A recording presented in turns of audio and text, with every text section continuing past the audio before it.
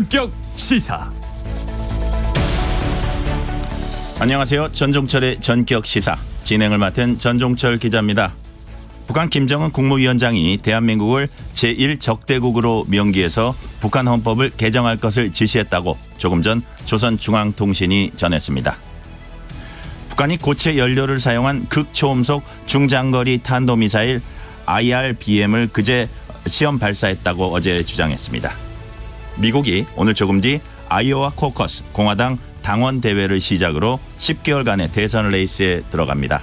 오늘 방송에선 북한이 실제로 극초음속 IRBM을 갖게 된다면 어떤 의미, 파장이 있는지 알아보고 여야 공천 문제 등 정치권 현안도 자세히 짚어봅니다.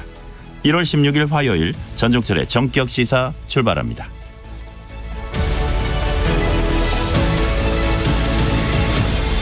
청취율 조사 기간입니다. 전화 받으시면 전종철의 전격시사 잘 듣고 있다고 말씀 부탁드립니다.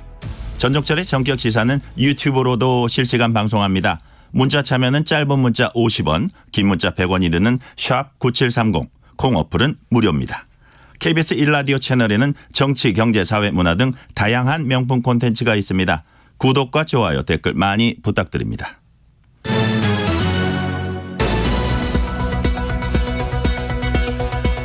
아파트 화재 시 국민 행동 요령을 안내드립니다. 계단을 이용해서 낮은 자세로 지상이나 옥상 등 안전한 장소로 대피하며 엘리베이터는 타지 않습니다. 대피가 어려운 경우는 대피 공간으로 이동하여 대피하고 대피 공간이 없는 경우 화염이나 연기로부터 멀리 이동해서 문을 닫고 젖은 수건 등으로 틈새를 막고 119 신고 후 구조 요청합니다. 이상 소방청에서 알려드렸습니다. 뉴스브리핑 KBS 보도본부 우정화 기자 나와 있습니다. 어서 오세요. 안녕하세요. 오늘 첫 소식 방금 들어온 속보로 시작합니다. 김정은 북한 국무위원장이 대한민국을 제1의 적대국으로 명기하는 헌법 개정을 주문했죠. 네, 이 김정은 위원장이 직접 나서서 이 말씀하신 대로 헌법 개정을 지시를 했습니다. 헌법에 대한민국을 제1의 적대국으로 명기해야 한다고 밝혔습니다. 이것도 모자라서 전쟁이 나면 대한민국을 완전히 점령해서 공화국에 편입하겠다는 것도 헌법에 반영해야 한다고 했습니다. 어제 열린 최고인민회의에서 나온 발언을 오늘 조선중앙통신이 조금 전에 보도한 내용입니다. 대한민국을 적대시하는 발언도 쏟아냈다고요? 네, 이 김정은 위원장은 삼천리 금수강산 8천만 결의와 같이 이 남북을 동족으로 오해하도록 하는 이 잔재적인 낱말들도 사용하지 말아야 한다면서 헌법에 우리 대한민국을 제1의 적대국으로 불변의 주적으로 좀 확고히 간주할 수 있도록 북한 내에서 교육, 교양 사업을 강화한다는 걸 이것도 이런 내용도 법조문에 명기해야 한다. 이렇게 좀 말을 하기도 했습니다. 네, 다음 소식입니다. 한동훈 국민의힘 비상대책위원장이 당의 문제로 재보궐선거가 치러지면 후보를 내지 않겠다 이렇게 공언을 했죠. 네, 이 한동훈 비대위원장이 국민의힘 잘못으로 이 재보궐선거가 치러지면 후보를 공천하지 않겠다고 밝혔습니다. 또 한 비대위원장은 이 선거제 협상과 관련한 이야기도 좀 꺼냈는데요. 현재의 연동형 비례제를 기형적 방식이라고 하면서 원래 방식인 병립형 비례대표제로 돌아가야 한다고 했습니다. 국민의힘 공천관리위원회는 오늘 첫 회의를 열어서 좀 관심을 많이 모으고 있는 현역 의원 교체 기준과 또 경선 방식도 함께 논의할 예정입니다. 민주당에서 한동훈 비대위원장과는 다르게 병립형이 아니라 지금의 연동형을 절반 또 나머지 절반은 병립형으로 하자는 절충안을 고려하고 있는 것으로 알려졌어요. 예, 맞습니다. 이 여야가 지금 선거제 협상을 두고 또 한 번 차이를 좀 드러낸 셈인데요. 말씀하신 대로 민주당은 연동형 반 또 병립형 반 이렇게 절충안을 고수를 하고 있습니다. 연동형으로 의석수를 좀 줄이면 위성 정당 유혹도 함께 줄일 수 있다는 게 민주당 설명입니다. 제가 좀 연동형 또 병립형을 말씀드려서 이게 좀 사실 어렵게 느껴지실 텐데요. 좀 간단히 말씀드리면 연동형은 정당 득표율에 따라서 의석을 받는 거고 병립형은 지역구 선거 따로 비례대표 선거 따로 이렇게 선거를 좀 각각 따로 치르는 겁니다. 민주당은 국민의힘과 협의를 해서 이번 1월 임시국회 안에서는 이 선거제 개편을 마무리 짓겠다는 계획인데 일단은 이견차가 좀 있어서 쉽지만은 않아 보입니다. 이른바 제3지 대선 오늘 이낙연 전 대표의 새로운 미래 창당준비위원회가 출범을 해요. 네, 이 창당준비위를 좀 오늘 출범을 시키면서 창당 작업에 좀 속도가 붙는 분위기인데요. 이것과 함께 이 제3지대 간 연대 논의도 활발한 분위기입니다. 이낙연 전 대표는 이준석 전 국민의힘 대표가 텐트보다 큰 집을 지어야 한다면서 다음 대선까지 함께할 것을 이 제3지대가 서약해야 한다. 이렇게 한 것에 대해서 공감을 한다면서 이번 총선에서의 목표 의석수는 최소 50석에서 60석이라고 밝혔습니다. 역시 제3지대 연대 의사를 좀 밝히고 있는 민주당 탈당파 3인방의 신당인 미래대연합은 어제 좀 첫 공식 회의를 열었는데요. 이번 주에 제3지대 간의 비전을 공유하는 이 공개 대화를 열 계획이라고 합니다. 정부가 우리 주력 산업인 반도체 산업 활성화를 위해서 세계 최대 규모의 반도체 메가 클러스터를 만들겠다는 계획을 발표했어요. 네, 이 어제 있었던 민생 토론회 형식의 이 대통령 업무 보고 자리에서 나온 안인데요. 핵심은 민간이 600조 원이 넘는 돈을 투자를 하고 정부가 또 지원을 해서 세계 최대의 반도체 메가 클러스터를 만든다는 계획입니다.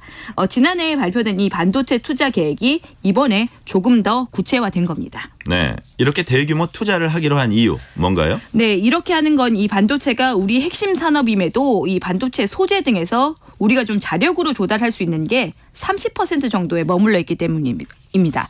이 30% 수준밖에 안 되니까 지난 2019년에 이 기억을 하실 텐데요. 일본의 이 반도체 핵심 소재 수출 규제에서 우리가 사실 좀 직격탄을 맞았습니다. 그래서 정부는 이 30%를 50%까지 올리기로 목표를 잡은 겁니다. 나아가서 이 50%를 끌어올리는 걸 넘어서 이 반도체를 연구 개발하고 또 제조를 하는 것까지 이 모든 단계를 이번 이 반도체 메가 클러스터에서 가능하도록 이 사실상 하나의 산업 생태계를 만들어서 발전을 시키겠다는 겁니다.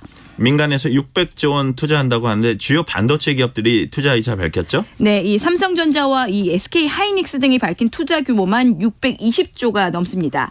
경기도 수원, 용인, 평택 등 이 반도체 산업이 밀집된 이들 이 반도체 클러스터에서 2047년이면 좀 모두 완공이 될 것으로 보이는데요. 정부는 이런 등을 지원해서 산업 발전과 함께 궁극적으로는 일자리 창출을 좀 기대를 하고 있습니다. 어제 좀 이 자리에서 나온 이야기가 이런 계획이 당연히 좀 성공적으로 가야 하는데 문제는 사람이 좀 없다는 겁니다.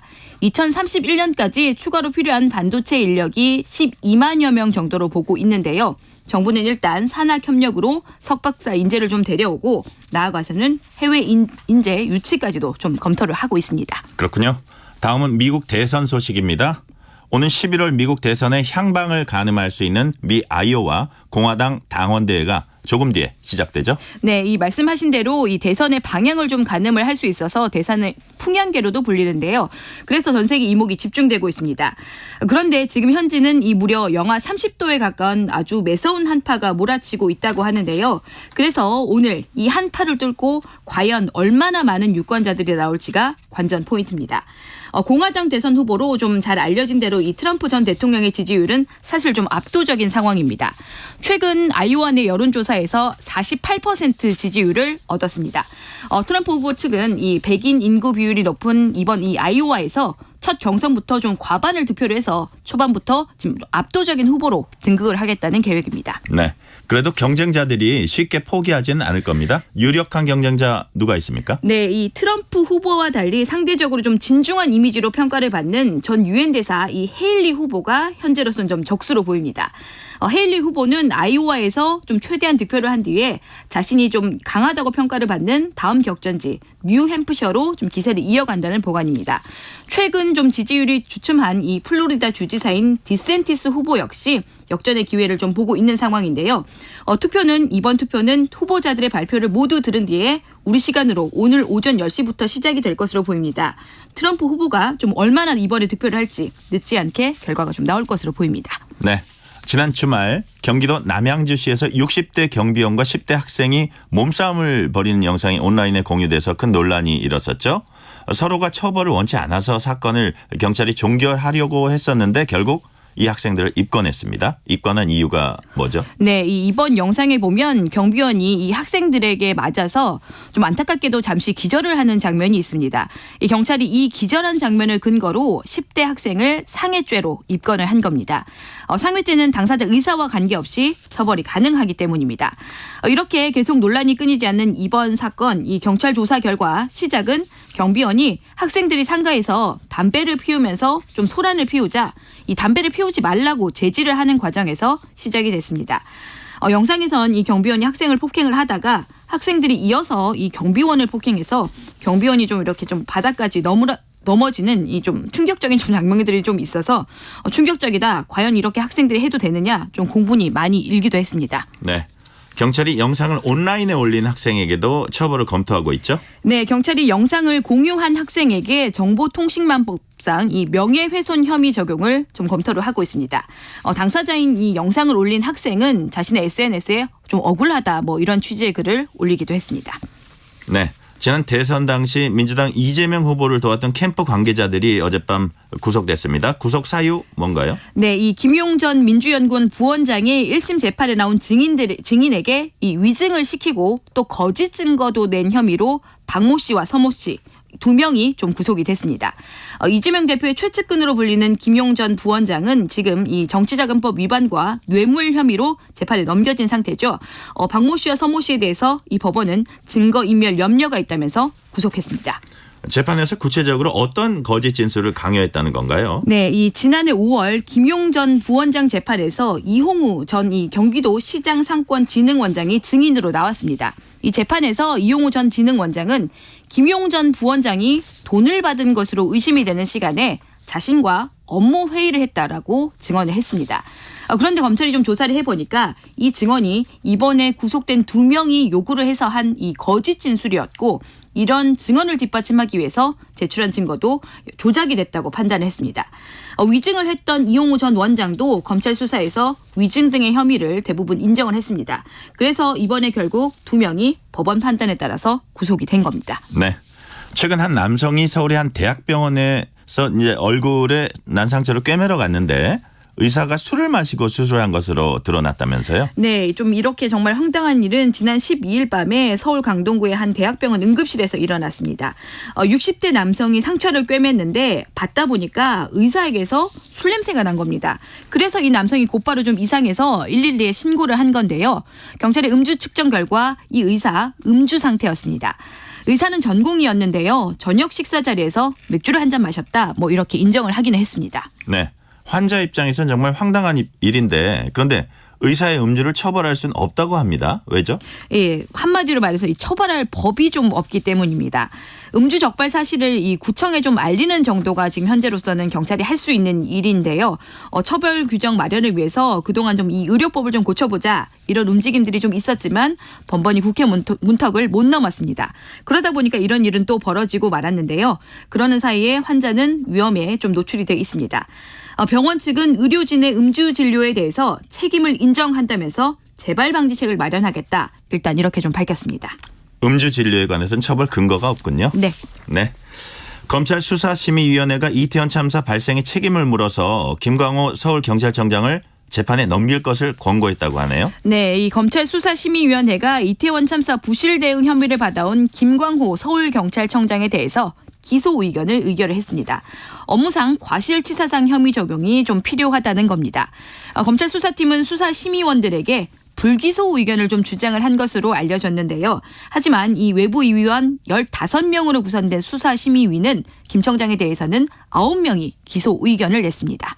그렇군요. 오늘은 여기까지 듣겠습니다. 우정화 기자 수고했습니다. 지금 시각 7시 33분입니다. 전격시사 날씨 정보입니다. 어제 아침보다 기온이 더 떨어져 지금 서울이 영하 7.1도, 부산 영하 0.2도 등을 보이고 있고요. 한파특보가 발효 중인 경기 북동부와 강원 내륙은 영하 10도를 밑도는 곳이 많습니다. 많이 추운 아침인데요. 다행히 낮부터는 추위가 빠르게 누그러지겠습니다. 서울 4도, 대전 5도, 광주와 대구 8도 등으로 어제보다 1도에서 5도 정도 높겠습니다. 오늘 전국이 대체로 맑다가 오후부터 구름이 많아지겠고 미세먼지 농도는 전국이 좋음에서 보통으로 공기는 깨끗하겠습니다.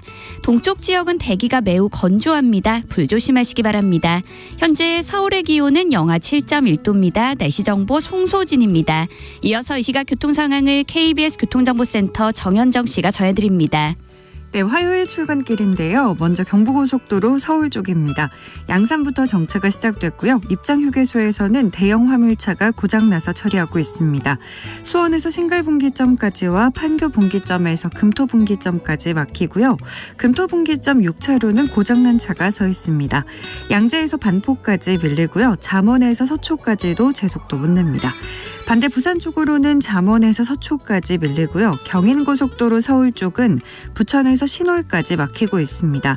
반대 인천 쪽으로는 부평에서 서인천까지 천천히 가고요.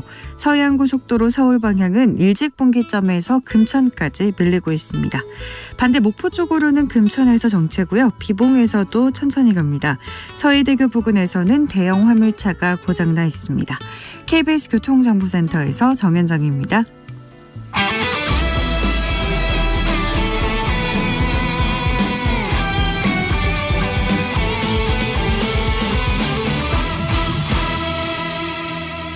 전종철의 전격 시사.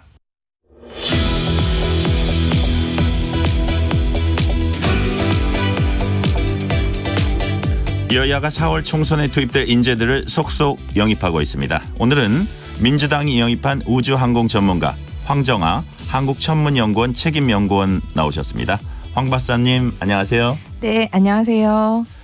박사님을 모델로 한 TV 드라마가 있었습니다. 벌써 25년 전이네요. 1999년 드라마 카이스트. 그 여주인공 캐릭터 박사님과 비슷하게 잘 그려졌나요? 네, 저는 사실 학교 다니고 있던 시절이었기 때문에 너무 바빠가지고 드라마를 못 봐가지고 잘 모르겠는데 그 캐릭터였던 강성현 배우님이 맡으신 배역이 물리학과 여학생이었어요. 네네. 그래서 4차원 캐릭터인데다가 본인이 외계에서 왔다고 믿는 굉장히 엉뚱한 성격의 캐릭터였다고 들었습니다. 그렇군요. 직접 저기 박사님한테 그 당시에 뭐 자문 구하고 그런 거는 따로 없었나요? 그런 건 없었고요. 제가 한참 뒤에나 저랑 비슷한 캐릭터가 있다는 걸 알게 되었거든요. 아 그렇군요. 네. 그러면 황 박사님은 이제 인공위성을 만드는 물리학자로 알려져 있습니다. 물리학자가 어떻게 인공위성을 만드는데 관여하게 됐습니까? 네, 제가 지금 천문연구원에 있다 보니까 천문연구원에서 물리학자가 무슨 일을 하는지 궁금해하시는 분들 굉장히 많으세요. 네, 물리가 다루는 영역이 사실 굉장히 작은 소립자부터 해서 굉장히 큰 우주까지 다양한 영역을 모두 다 이렇게 다 포함하고 있거든요. 제가 그 중에서 우주의 사랑에 빠진 물리학자여서 우주에 보낼 무엇인가를 만드는 인공위성을 만드는 걸 제가 전공으로 선택했다는 뜻이고요. 인공위성이나 우주 쪽에도 사실 물리학자가 굉장히 많이 필요합니다. 그래서 저는 그 인공위성이 우주로 가는 그 목적, 왜, 무엇을 위해서 가는지를 목적을 설정하는 맨 처음에 기획을 담당하는 그런 역할을 주로 했었고요. 아 그렇군요. 이제 그 박사님 이력을 보니까 일단 가장 눈에 띄는 게 누리호 개발의 주역이십니다. 누리 탑재 도요셋 즉 초소형 위성 개발을 이제 주도했어요. 그다음에 과학기술 위성 1호인 우리별 4호 탑재체를 제작을 했습니다. 우리나라 첫 정찰 위성인 425 위성 사업에 자문위원으로 또 참여를 하셨어요. 특히 이렇게 인공위성을 만드는 하드웨어 분야에서 여성 과학자가 많습니까? 매우 드문 경우 아닙니까? 네네. 일단 그 워딩이 약간 이제 조심스러운데 누리호 개발을 제가 직접 했다는 뜻이 아니고요. 누리호는 이제 발사체 로켓이고 저는 그 발사체가 우주로 가는 목적인 위성 맨 위에 타고 있는 그 위성을 만드는 사람입니다. 그래서 누리호 3차 발사에 실린 부탑재 위성이었던 도요셋 위성의 시스템 엔지니어를 맡았고요. 그러니까 도요셋 위성들의 기획, 개발, 발사까지 전 과정을 총괄하는 역할을 했습니다. 그리고 2003년에 발사했던 과학기술 위성 1호에 탑재된 우주물리 탑재체 개발을 했고요. 그리고 우리나라 최초의 정찰 위성인 425 위성 사업의 민간 자문위원을 쭉 하고 있고요. 이렇게 그건 제가 지금도 하고 계신 건가요? 아니요. 옛날에 말씀하신 거죠? 예, 임기가 끝났습니다. 21년까지였고요. 네. 그리고 저 외에 제가 이제 거의 한 24년째 이제 위성 개발 일을 하고 있는데 네. 위성 하드웨어를 직접 현장에서 개발하는 분야에서 여성 과학자는 제가 거의 보지를 못했습니다. 그러니까 하드웨어를 직접 다루고 만들어내야 되는 일이다 보니까 물리적으로 체력적으로 실제로 완력이 많이 드는 일이고 매우 힘든 일이라는 뜻입니다. 네. 그런데 이렇게 평생 연구 개발만 할 것 같았던 황 박사님이 민주당 영입 인재로 정치권에 입문을 했어요. 제가 이제 뭐 누가 어떤 제안을 했냐 그 질문하기 전에 평소 때 정치권을 관심을 갖고 좀 들여다 보시는 편이었는지 또 내가 한번 저 정치권에 가면 잘할 수 있겠다 좀 생각하시는 편이었는지 어떤 편이셨어요? 사실 그 뭐 제 이력에서 보시다시피 제가 굉장히 현업에 바빴었기 때문에 그리고 학생들을 가르치고도 있거든요. 네. 그래서 실제로 너무 시간이 많이 드는 일들을 하고 있기 때문에 정치에 크게 관심을 두고 있지는 못했었습니다. 그래서 저는 평생 연구만 해오던 사람이고요. 그래서 이런 제안을 받았을 때 사실 굉장히 오랜 고민을 했습니다. 네. 아, 그랬군요. 그러면 이번에 이제 민주당 제안을 이제 받으셨는데 누구에게 언제 어떻게 제안을 받았습니까? 사실 뭐 여러분들이 이게 국민 추천제이다 보니까 여러분들이 추천을 하셨고 민주당 중진에서도 그렇고 내에서도 그렇고 과학계 동료 선후배님들로부터도 제안이 많이 들어왔었다고 해요. 그러니까 저를 추천하는. 네. 그래서 제가 그 연락을 거의 한 2달 전쯤 받은 것 같은데 제가 연말에 그러니까 대부분의 연구자들이 연말에 굉장히 바쁩니다. 11월, 12월에 너무 일정이 많아서 가지고 국외 출장도 여러 번 다녀왔고요.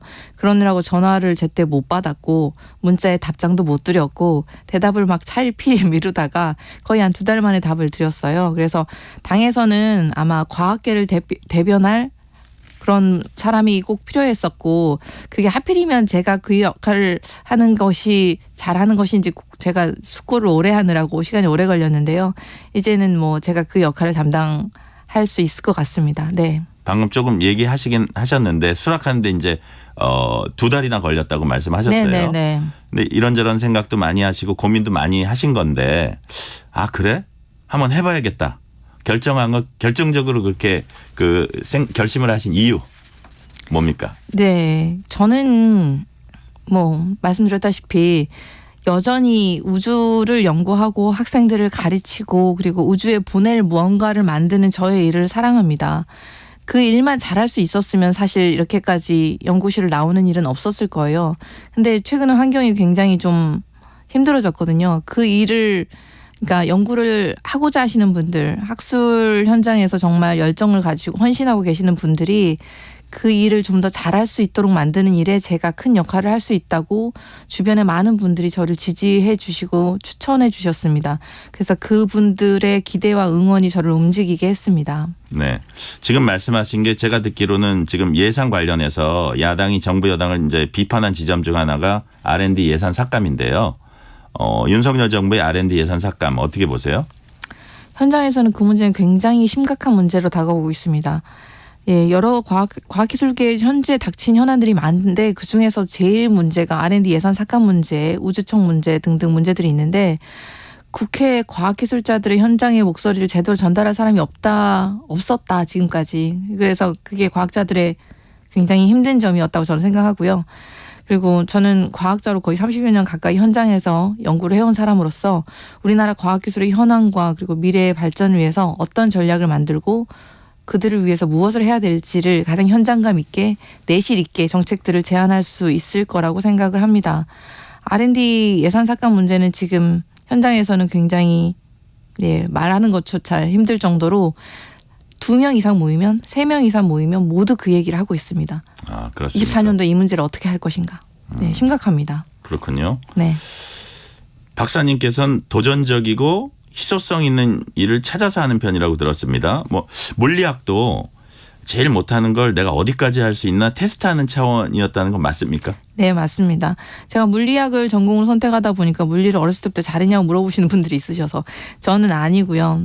과학도 제가 그렇게 잘한다고 생각하지 않았고 물리도 제가 제일 자신 없었던 과목이었습니다. 소질보단 노력입니까? 네, 그렇습니다. 저는 버티는 사람이 그러니까 살아남는 사람이 결국 이기는 사람이다라고 생각을 하고요. 그러니까 제가 그걸 굉장히 자신이 있어서 이길 확신이 있어서 도전했다라기보다는 제가 이 일을 하기에 일단 해보자, 부딪혀보자는 생각입니다. 정치도 그런 의미에서 좀 같은 맥락이라고 볼 수 있나요? 예, 맞습니다. 제가 지금까지 도전했던 많은 일들 중에서 이번 결정이 제가 제일 자신이 없지 않았나 생각을 했고요. 제가 답을 그래서 빨리 결정을 못 드렸는데 이 일을 하기에 제가 적합한 사람인지 지금도 자신할 수는 없는데 주변에 저를 오래 알아오신 지인분들이 모두 다 제가 과학자 중에는 네가 이 일을 제일 잘해낼 수 있다라고 말씀을 해주셔서 힘을 내서 용기를 내어봅니다. 아까 이제 R&D 예산 말씀하셨는데요. 업계 전반적인 문제들이 이제 많이 있을 겁니다. 근데 좀 연관이 된다고 생각을 해서 제가 이제 지금 질문을 드리는 건데 국가 자원 배분이나 혹은 역량 집중이라는 측면에서 짚어볼 문제가 대학 입시에서의 의대 쏠림 현상이 아닌가 싶어요. 공부 잘하는 학생들이 기초과학이라든지 응용과학 이쪽으로 가서 국가 경쟁력의 토대를 만들어야 될 텐데 너도 나도 앞다퉈 의대로 달려가는 현상 이제 어떻게 보시는지 말씀을 해 주시는데 실제로 1학년 때 물리학과 화학과 들어갔던 학생들이 한 1, 2년 한 3, 4년 지나고 또 전과를 한다 그러더라고요. 맞습니다. 그래서 그런 현상들 어떻게 보시고 어떻게 하면 이게 좀 극복이 될 수 있을까요? 대한민국의 성공 방정식을 생각해 봅니다. 성공 방정식이 우리나라가 자원이 많은 나라도 아니고 땅이 넓은 나라도 아니고 그래서 대한민국이 지금까지 성공했었던 데는 과학기술에 투자하는 것 그리고 교육에 투자하는 것 딱 두 가지였습니다. 그런데 지금 과학기술에 투자하는 예산을 삭감했거든요. 그래서 우리나라의 성장 씨앗을 밟아버린 것과 같다고 생각을 하고요. 대한민국의 오늘이 있게 한 현장에 많은 과학자들 30년 동안 과학자들이 이렇게 쌓아 올려온 긍지와 자부심을 처참하게 꺾었다고 생각하고 있습니다. 그리고 제가 이제 대중 강연도 하고 학생들 강연도 많이 하는 편인데 중고등학교 학생들, 과학고등학교 학생들이 저한테 물어봅니다. 돈을 많이 버는 일과 자기가 하고 싶은 일 중에 무엇을 선택하면 좋겠냐고 똑똑한 친구들이 저한테 물어봅니다. 그런데 지금 현재 대한민국의 과학자가 처한 처지를 생각하면 이렇게 똑똑한 친구들한테 돈은 그렇게 못 벌더라도 물리학을 해야 돼라고 저는 말할 자신이 없습니다. 지금은. 조금 덜 돈 벌고 그냥 다른 데 더 쉽게 가고 더 많은 돈을 벌 수 있는 자리가 보장되어 있는데 그 일을 하라고 할 수가 있겠습니까? 이건 국가가 과학자를 어떻게 과학자를 하면 그런 미래가 보인다는 시그널을 주는 거라고 생각하기 때문에 매우 심각한 현상입니다. 똑똑한 친구들이 과학을 하지 않고 이공계를 선택하지 않고 의대에 쏠림 현상을 이렇게 국가가 그쪽으로 가라고 지향하는 것과 마찬가지이기 때문에 대한민국 과학기술의 붕괴 직전이라고 생각하고 있습니다. 아까 뭐 잠시 얘기하시긴 하셨는데 입당할 때 여기까지는 해봐야겠다. 혹시 약간 목표라도 좀 세우신 게 있으세요? 제가 아직 정치는 완전히 초보 정치인이고 사실 입당식을 한 지도 딱 오늘이 일주일째네요. 지난주 월요일이었으니까. 그래서 제가 별로 아는 것이 없고 그래서 주변에 많은 도움을 얻어야 하는 상황이고요. 과학기술대의 원로들과 어른들을 많이 찾아뵙고 인사드리고 제가 가야 할 바를 이제 많이 들을 생각입니다. 그럼에도 불구하고 생각하고 있는 것은 과학기술의 R&D 예산을 어느 정부도 앞으로는 삭감하거나 하지는 못하게 법률로 지정하면 좋을 것 같습니다. 어느 나라도 그렇게 하진 않고 있거든요. 그러니까 과학기술 혁신 법안 같은 걸로 R&D 예산을 국가재정의 5% 이상으로 확정하는 법안을 생각하고 있습니다. 네, 그렇군요. 민주당 지도부하고 아마 식사를 하시거나 회의 한 번 정도는 하셨을 것 같은데 입당할 때 어떤 당부 같은 거 받으셨나요? 사실 밖에서 봤을 때는 국회의원은 굉장히 어려운 자리였거든요. 그러니까 저는 멀리서만 이렇게 행사 때 잠깐 인사하고 가시는 분들만 봐가지고. 근데 이제 가까이서 좀 뵙고 오래 이제 대화를 좀 하고 이러다 보니까 의원님들이 이렇게 예상 밖으로 다들 소탈하시고 되게 평범한 소시민 같은 모습이셨어요. 그래서 다들 자기가 하고 있는 일, 지금 맡은 일에 열정이 있으시고 열심이시고 그리고 틈틈이 집에 있는 가족들 생각하시고 평범하게 돌보려고 생각하는 가장들의 모습을 보고 정치인이라는 게 그렇게 나와 먼 다른 사람 일이 아니고 먼 나라 일이 아니구나 생각하게 되었습니다. 네, 그렇군요. 민주당의 인재 영입 전략 이제 보시기에요. 뭐 그거를 전체적으로 파악하셨는지는 제일 잘 모르겠지만 어쨌든 인재로 영입되셨으니까 민주당의 인재 영입 전략이 국민의힘과 비교해서 어떻게 다르다고 생각을 하세요? 민주당에서는 사실 각층에서 그러니까 그 전문가들 중에서도 그래도 시민들하고 같이 이렇게 오래 부딪혀서 시민들 각 분야를 대변할 수 있는 분들로 지금 뽑았다고 저는 생각하고 있거든요.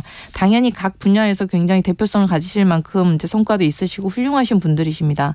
네, 민주당의 당 색깔하고도 맞아야 되기 때문에 그런 각자의 상황에서 지금 현재 뭐 우리나라의 지금 정책들에 대해서 그러니까 제대로 된 대안을 제시할 수 있으신 분들, 예 그리고 어떻게 보면 지금까지 이제 각자의 분야에서는 굉장히 열심히 하셨으나 그렇게 많은 대중적으로 노출되지 않았던 분들 그런 분들 굉장히 많이 하고 계시는 것 같고요. 그래서 그분들께서 목소리를 내주셔서 현실감 있게 현장감 있게 네, 동료들을 대변할 수 있는 분들을 저는 뽑았다고 생각하고 있습니다. 네. 총선을 앞두고 이제 영입된 만큼 어떤 방식으로 이제 출마하실지 이게 이제 궁금한데요. 통상 당에서 영입한 인재들 특히 이제 전문 분야를 갖고 있는 인재들 비례대표 주거나 그 전에 이제 사례를 보면요. 비례대표 주거나 전략 공천하거나 뭐 이렇게 해왔습니다. 박사님도 이제 전략 공천설이 돌고 있던데 혹시 당과 좀 논의하거나 본인이 뭐 희망하고 있거나 이런 게 있습니까? 네, 뭐 사실 정치 초보가 이렇게 해라라고 뭐 해주십시오 이렇게 강력하게 말하기는 조금 어려운 면이 있는데 그럼에도 불구하고 뭐 제가 일을 제대로 하기 위해서는 제가 인공위성을 개발을 거의 30년 가까이 하고 있으니까 위성체 하나를 개발해서 보는데도 거의 7년에서 10년입니다. 그러니까 하나의 주기가 위성체 기획부터 시작해서 개발하고 발사하고 데이터를 내려받기까지 거의 한 10년 주기의 일이거든요. 그러니까 어떤 일의 성과를 보고 그 결과까지 다시 피드백해서 이제 좋은 결과로 정착하기 위해서는 시간이 걸릴 거라고 생각을 합니다. 그래서 이렇게 일회적인 것보다는 오랫동안 일을 했으면 하는 바람에서 제가 지역구를 더 희망한다고 말씀을 드렸습니다. 아, 비례대표보다는 일단 지역구를 희망한다. 희망한다고 말씀드렸고 그거의 결정은 아마 당에서 종합적인 당의 승리를 위해서 아마 결정하지 않을까 생각합니다. 지역도 좀 생각하셨어요? 뭐 제가 생각한다고 해서 되는 일은 아니지만 어쨌든 제가 지금 대전 유성구에서 굉장히 오래 살아왔었기 때문에 아, 그쪽이요? 네네. 그쪽을 뭐 이제 선호하고 계시네요. 다른 지역으로 가면 제가 이사를 가야 되니까요. 서울 경기권으로 가라고 하면 전 당연히 가겠습니다만은 당에서 결정해 주시는 대로 비례든 지역구든 예, 따를 생각입니다. 네. 네, 이제 당으로 들어오셨으니까요. 약간 네. 불편하실 수도 있는 질문 하나 여쭤볼게요. 민주당은 이제 탈당한 그룹들이 민주당이 뭐 사당화됐다, 당내 민주주의가 실종됐다 이런 비판을 합니다. 뭐 공천 갈등도 좀 있고 당대표 사법 리스크도 있다. 그래서 정권 견제론이 50% 넘는 상황이지만 민주당 지지도는 답보 상태다. 황 박사님께서 현재 민주당의 문제 뭐라고 보세요? 뭐 제가 아직은 예, 많은 것들을 다 이해하고 파악하고 있다고 생각하지 않고 공부를 더 해야 됩니다. 정치 완전 초년생이고 초보이기 때문에 그래서 많이 배우고 노력할 텐데 저는 제가 만약에 어떤 포지션을 맡았을 때 항상 새 술은 새 부대에 담아야 하듯이 이제 민주당에도 새로운 바람이 필요하다고 생각하고 있습니다. 국민들이 원하는 모습도 좀 더 미래지향적이고 발전적이고 새로운 거, 정책 제안 그리고 건설적인 정치 지형을 보고 싶으실 텐데 그런 기대에 부응하기 위해서 아마 이번에 인재 영입되신 분들이 각 분야별로 예, 새 바람을 일으키고 큰 역할을 당내에서도 할 수 있으리라 생각하고요. 예, 새로운 피로서 수혈이 되어야 된다고 생각하고 있습니다. 네. 관련 여론조사는 한국갤럽이 지난 9일에서 11일 사이 전국 만 18세 이상 유권자 1,002명에게 무선 100% 전화 조사원 인터뷰 방식으로 정권 지원론 35%, 정권 심판론 51%로 나타났습니다. 자세한 사항은 중앙선거 여론조사심의위원회 홈페이지 참조하시면 됩니다. 마지막으로 아까도 약간 말씀하시긴 했지만 민주당 총선 승리를 위해 영입 인재로서 포부와 향후 계획 짧게 한번 정리해서 말씀해 주세요. 네네. 저는 평생 인공위성을 만들었고요. 그래서 우주 방사선을 실제로 측정하고 예측할 수 있는 연구를 주도적으로 해왔습니다. 그러니까 항공기, 비행기를 타고 가는 승객과 승무원들의 방사선 피폭량을 계산해서 안전대책을 수립하는 연구 과제를 14년 동안 해왔거든요. 그러니까 항공 승무원의 첫 산업재해 인정을 위한 전문가 자문을 했고요. 이 과정을 통해서 저는 과학이 국민의 안전을 위해서 신뢰할 수 있는 자료를 제공해야 되고 정확한 분석을 해야 한다는 것을 배웠습니다. 그리고 인공위성을 개발할 때는 대한민국의 미래를 쏘아 올린다는 소명의식이 있었습니다. 그래서 과학은 무지몽매한 권력의 것이 아니라 온 국민의 것이고 그래서 저는 대한민국의 국민의 과학을 지키기 위해서 여기까지 듣겠습니다. 네네네. 황정아 한국천문연구원 박사였습니다. 감사합니다. 네, 감사합니다. 안녕하세요. 배우 남궁민입니다.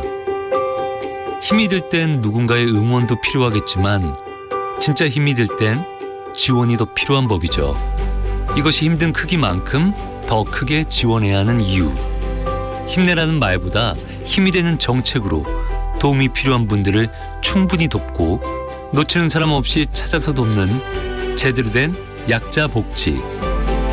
약자의 삶의 진정한 변화를 만들기 위해 복지의 힘을 키워갑니다. 약자의 삶에 복지의 힘을 대한민국 정부. 요즘 뭐가 제일 즐거우세요? 저는 인공지능 수업이 제일 재밌어요. 할아버지는요? 저는 경로당 스마트팜에서 채소 키우는 게 낙입니다. 나리 씨는요? 저는 언어 장애가 있는데 거래처와 통화가 편해져서 좋아요. 나이를 잊게 하는 스마트 경로당과 디지털 배움터, 지역을 뛰어넘는 교육, 소프트웨어 미래 체험, 장애를 넘어서는 손말 이음센터까지 격차를 줄이는 과학기술과 디지털로 사람과 사람이 가까워집니다. 일상이 따뜻해집니다. 이 캠페인은 과학기술정보통신부와 함께합니다. 알고 계시나요? 겨울철에 심해지는 미세먼지 피해를 줄이기 위해 계절관리제 차량 운행 제한 제도가 시행됩니다. 매년 12월부터 이듬해 3월까지 수도권과 부산, 대구, 광주, 대전, 울산, 세종에 진입하여 운행하는 배출가스 5등급 차량의 운행이 제한되며 저공해 조치 차량은 자유롭게 운행할 수 있습니다. 저공해 조치 신청은 자동차 배출가스 전산 시스템 또는 지자체 환경부서에서 가능합니다. 미세먼지 없는 깨끗한 하늘 만들기. 이 캠페인은 환경부와 한국환경공단이 함께합니다. KBS 라디오 기후위기 대응 캠페인 지구를 안녕하세요. 저는 미디어에서 기후위기 관련 뉴스들이 많이 나올 수 있게 일을 하고 있는 김원상이라고 합니다. 아마 많은 시민들께서도 봄마다 이제 산불을 목격하고 계시고, 그리고 여름에는 집중호우와 잦은 홍수도 많이 보고 계시고, 겨울에는 이상기온으로 이제 따뜻한 경험까지 많이 하셨을 텐데요. 시민들이 체감할 수 있는 기후위기 피해는 점점 늘어가고 있습니다. 그런데 이 기후위기를 촉발하는 온실가스 배출의 상당량은 기업의 산업활동인데요. 기업이 빠르게 온실가스 배출을 줄이는 게 기후 문제를 해결하는 빠른 길이라고 생각합니다. 우리가 어떤 기업을 선택을 할 텐데 그 기업에 대해서 소비자들이 적극적으로 알아보는 건 어떨까요? 그 기업이 기후위기에 얼마나 공감하고 대응에 나서고 있는지, 기후위기에 야심차게 대응하는 기업을 시민들이 인식하고 소비와 투자로 화답한다면 기후위기 해결의 선순환고리를 만들 수 있지 않을까요? 이동수단을 친환경으로 바꾸고자 노력을 하는데요. 되도록 자가용보다는 대중교통을 이용하고 대중교통보다 자전거를 타려고 의식적으로 노력을 하고 있습니다. 기후위기 심각성에 좌절하는 분들을 많이 봤는데요. 그러나 저희가 보기에는 아직 기후위기 문제는 해결할 수 있습니다. 중요한 거는 꺾이지 않는 마음이니까 많은 분들이 기후위기에서도 이 마음을 가졌으면 좋겠습니다. 뜨거워지고 있는 지구. 지금 우리의 문제입니다. KBS 라디오 기후위기 대응 캠페인 지구를 지켜라 였습니다.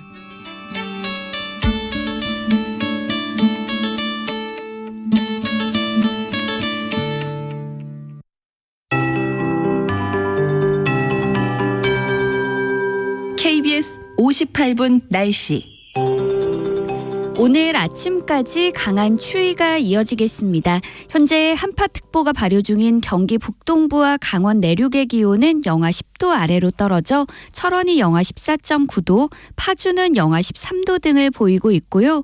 서울은 지금 영하 7.1도, 부산 영하 0.2도 등으로 어제 아침보다 1도에서 5도 정도 더 낮습니다. 평년 기온을 1도에서 3도가량 밑돌고 있는데요. 하지만 낮부터는 추위가 빠르게 누그러지겠습니다. 예상 낮 최고 기온은 서울 4도, 대전 5도, 강릉 6도, 광주 대구 8도, 제주 10도 등으로 어제보다 1도에서 5도 정도 오르겠고, 이후 주말까지 평년보다 높은 기온을 보이면서 큰 추위는 없을 전망입니다. 오늘 전국이 대체로 맑다가 오후부터 구름이 많아지겠습니다. 미세먼지 농도는 전국이 좋음에서 보통 단계로 공기는 깨끗할 전망입니다. 동해안은 당분간 높은 너울이 몰려오겠습니다. 한편 지금 강원도 해안과 경상도 해안, 대구와 부산, 울산에는 건조주의보가 발효 중입니다. 불조심하시기 바랍니다. 내일 늦은 오후부터 중부지방을 시작으로 모레는 전국에 비나 눈이 내릴 전망입니다. 현재 서울의 기온은 영하 7.1도, 습도는 62%입니다. 송소진입니다.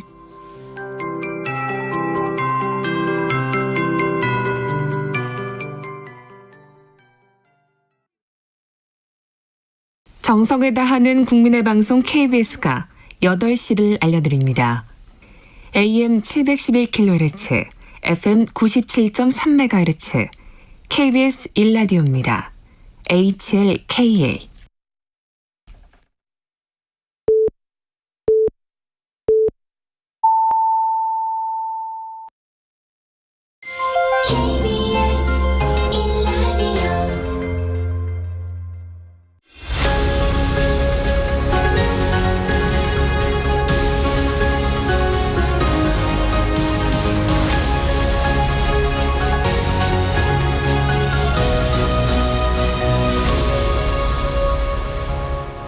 전종철의 전격 시사.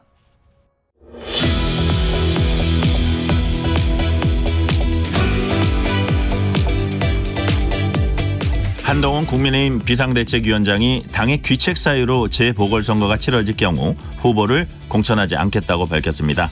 국민의힘 공천관리위원회는 오늘 첫 회의를 열고 활동을 시작합니다.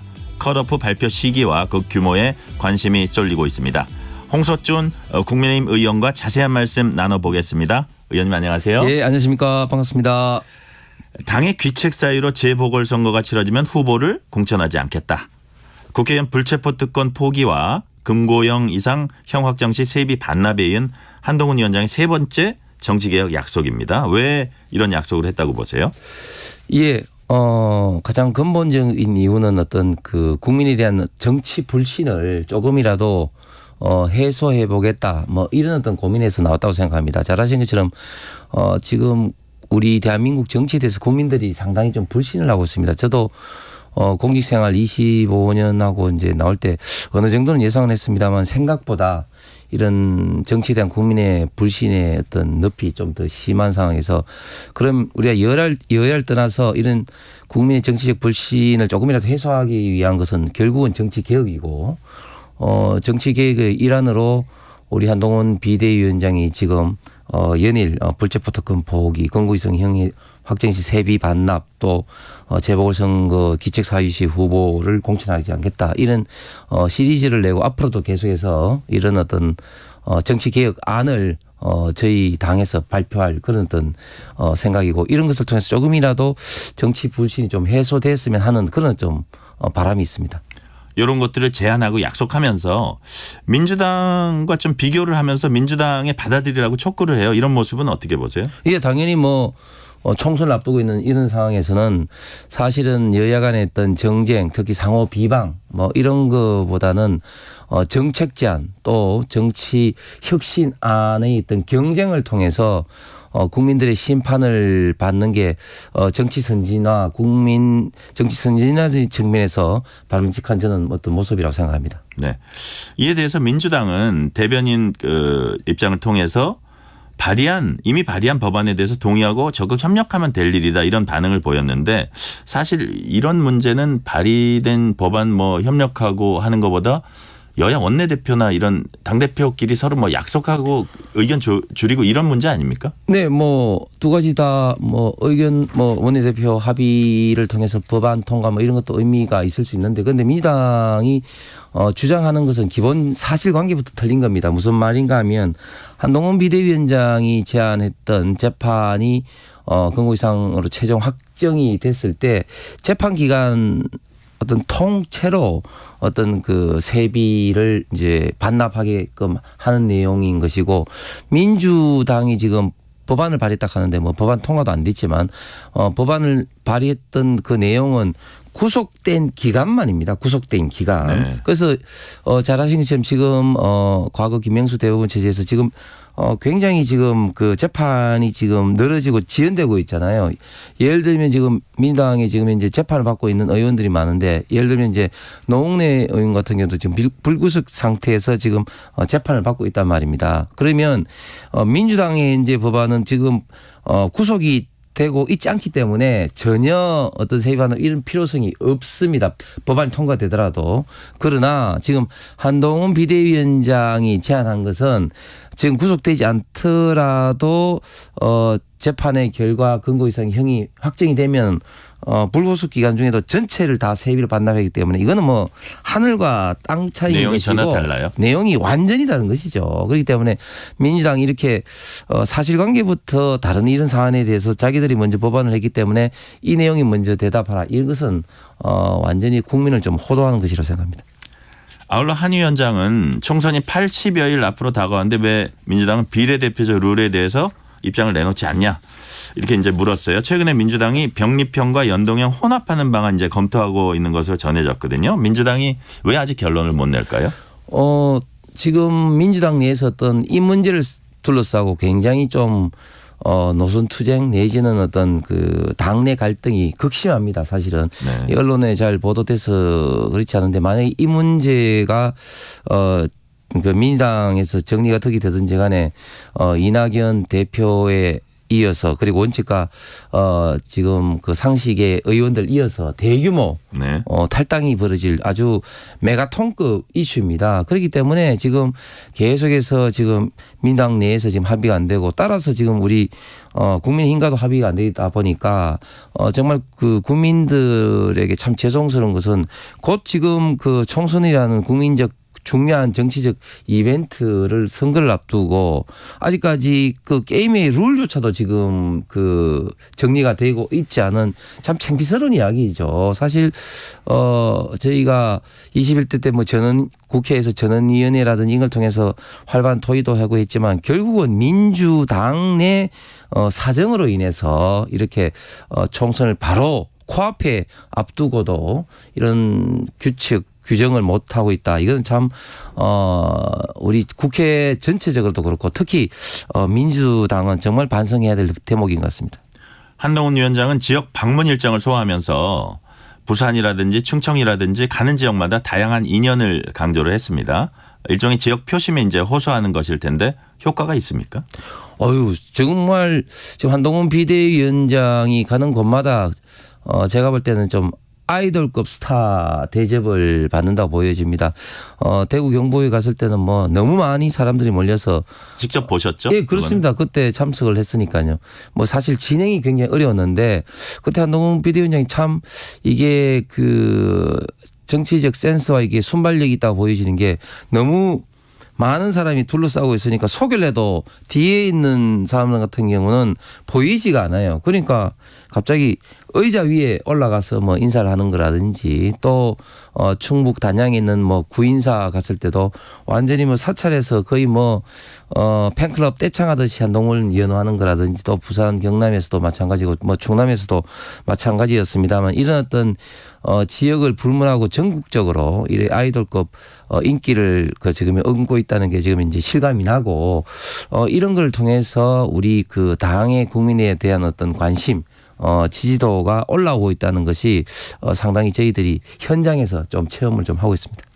그런데 민주당은 한 위원장 말이 허언이다 이렇게 이제 반박을 했어요. 예를 들면 사직구장에서 야구 봤다는 얘기 이거 사실과 다르다 이렇게 지적을 했거든요. 이 같은 비판 어떻게 보세요?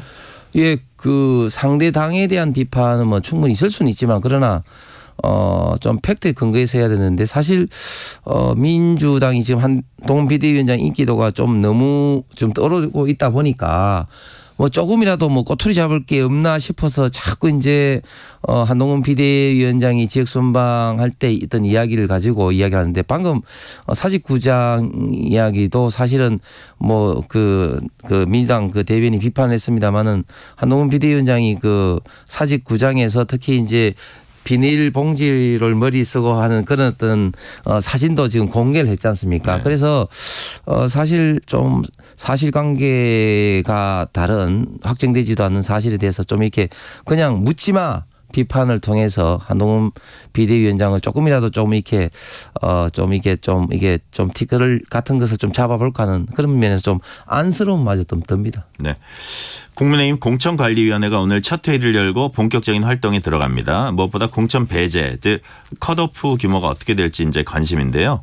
여당 현역 물갈이 비율이 이뇨한 혁신위가 제시하던 20%를 넘어설 것이다. 이런 관측도 나오고 있어요. 어떻게 예상을 하세요?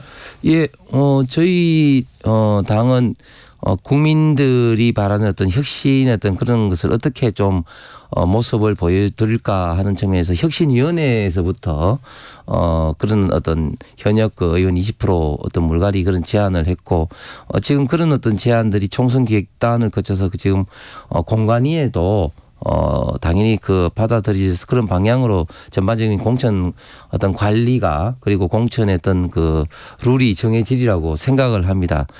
단지 이제 그 과정에서 나오는 좀 문제점 내지는 어떤 불만도 충분히 좀 예상이 되기 때문에 한동훈 비대위원장도 공정한 공천, 이기는 공천을 통해서 국민들이 좀 멋지게 보이는 그런 모습을 연출하겠다 이렇게 이제 공언을 했고 공관위원장이 된 정의화 공관위원장도 그런 측면에서 강하게 기자들과 국민들에게 이제 그 약속을 했기 때문에 총선 승리를 위해서라도 무조건 배지가 아니라 공정한 공천, 이기는 공천의 틀 아래서 공천 관리가 이루어질 것으로 예상이 됩니다. 네. 그런 차원에서 여당 공천관리위원회가 지역마다 다른 룰을 적용할 거라는 이제 관측도 나와요. 예컨대 수도권에서는 당원 비율보다는 이제 국민 비율을 높이고 컷오프 기준도 지역 특성에 맞게 달리한다. 여기 대해서도 뭐 그럴 수 있다고 보세요? 예, 뭐 충분히 뭐 예상은 뭐 가능할 것 같습니다. 왜냐하면 수도권 같은 경우는 저희 당은 이제 전체 주민 내지는 유권자에 비해서 저희 당원이 굉장히 좀 작은 편입니다. 그렇기 때문에 당신과 여론이 다를 수가 있기 때문에 어떤 여론의 어떤 비중을 좀 높이고 영남권 같은 경우는 유권자에서 이제 당원의 비중이 높기 때문에 당신과 어떤 유권자 여론의 어떤 일치의 가능성이 많습니다. 그렇기 때문에 지역별로 좀 달리 그런 어떤 그 여론조사 내지 기준을 하는 것은 좀 일리 있는 이야기이기는 합니다만은 아직까지 공관위의 회의도 한 번도 열리지 않은 상황에서 오늘 이제 공관위 1차 회의가 열리기 때문에 그런 뭐 언론의 좀 예상은 조금은 좀 섣부르기 때문에 오늘 전반적인 공관위 1차 회의를 통해서 큰 방향은 정해지리라 생각됩니다. 그렇군요. 양당 공천 과정에서 배제된 현역 의원들이 신당으로 합류할 가능성도 이제 제기되고 있어요. 공천이 진행되면 실제로 양당에서 이런 일이 현실화할 수도 있을까요? 예, 예년에 비해서도 예년에 비해서 본다면 충분히 예상은 가능한 일인데 이게 양당이 지금 좀 입장은 좀 분명히 좀 다른 것 같습니다. 왜냐하면 지금 민주당 같은 경우는 그 비명계 많은 의원들이 이게 친명 공천하기 위한 지금 현재 이런 어떤 수순으로 지금 도덕성 어떤 검증이라든지 이런 게 이루어지고 있다면서 지금 강하게 지금 비판을 지금 굉장히 좀 심각하게 하고 있습니다. 그래서 어떤 성비 전력이라든지 이런 어떤 사회적 지탄을 받는 사람이라 하더라도 친명 그룹에 속하면 이게 적격성 심사가 지금 통과되고 있고 그런 어떤 상황이기 때문에 사실 민주당은 조금 전에 말씀드렸던 이런 어떤 그 비례제라든지 이런 여러 가지 메가톤급 이슈하고 맞물려 가지고 현역 의원들의 어떤 제 3당 신당 3지대의 이런 어떤 그 합류가 굉장히 지금 가능성이 지금 높아지고 지금 있는 그런 상황입니다. 저희 국민의힘 같은 경우는 사실은 이런 어떤 그 현역 의원이 탈당할 만한 명분이 지금 현재 사실은 현재까지는 많이 없는 그런 어떤 상황인 것이죠.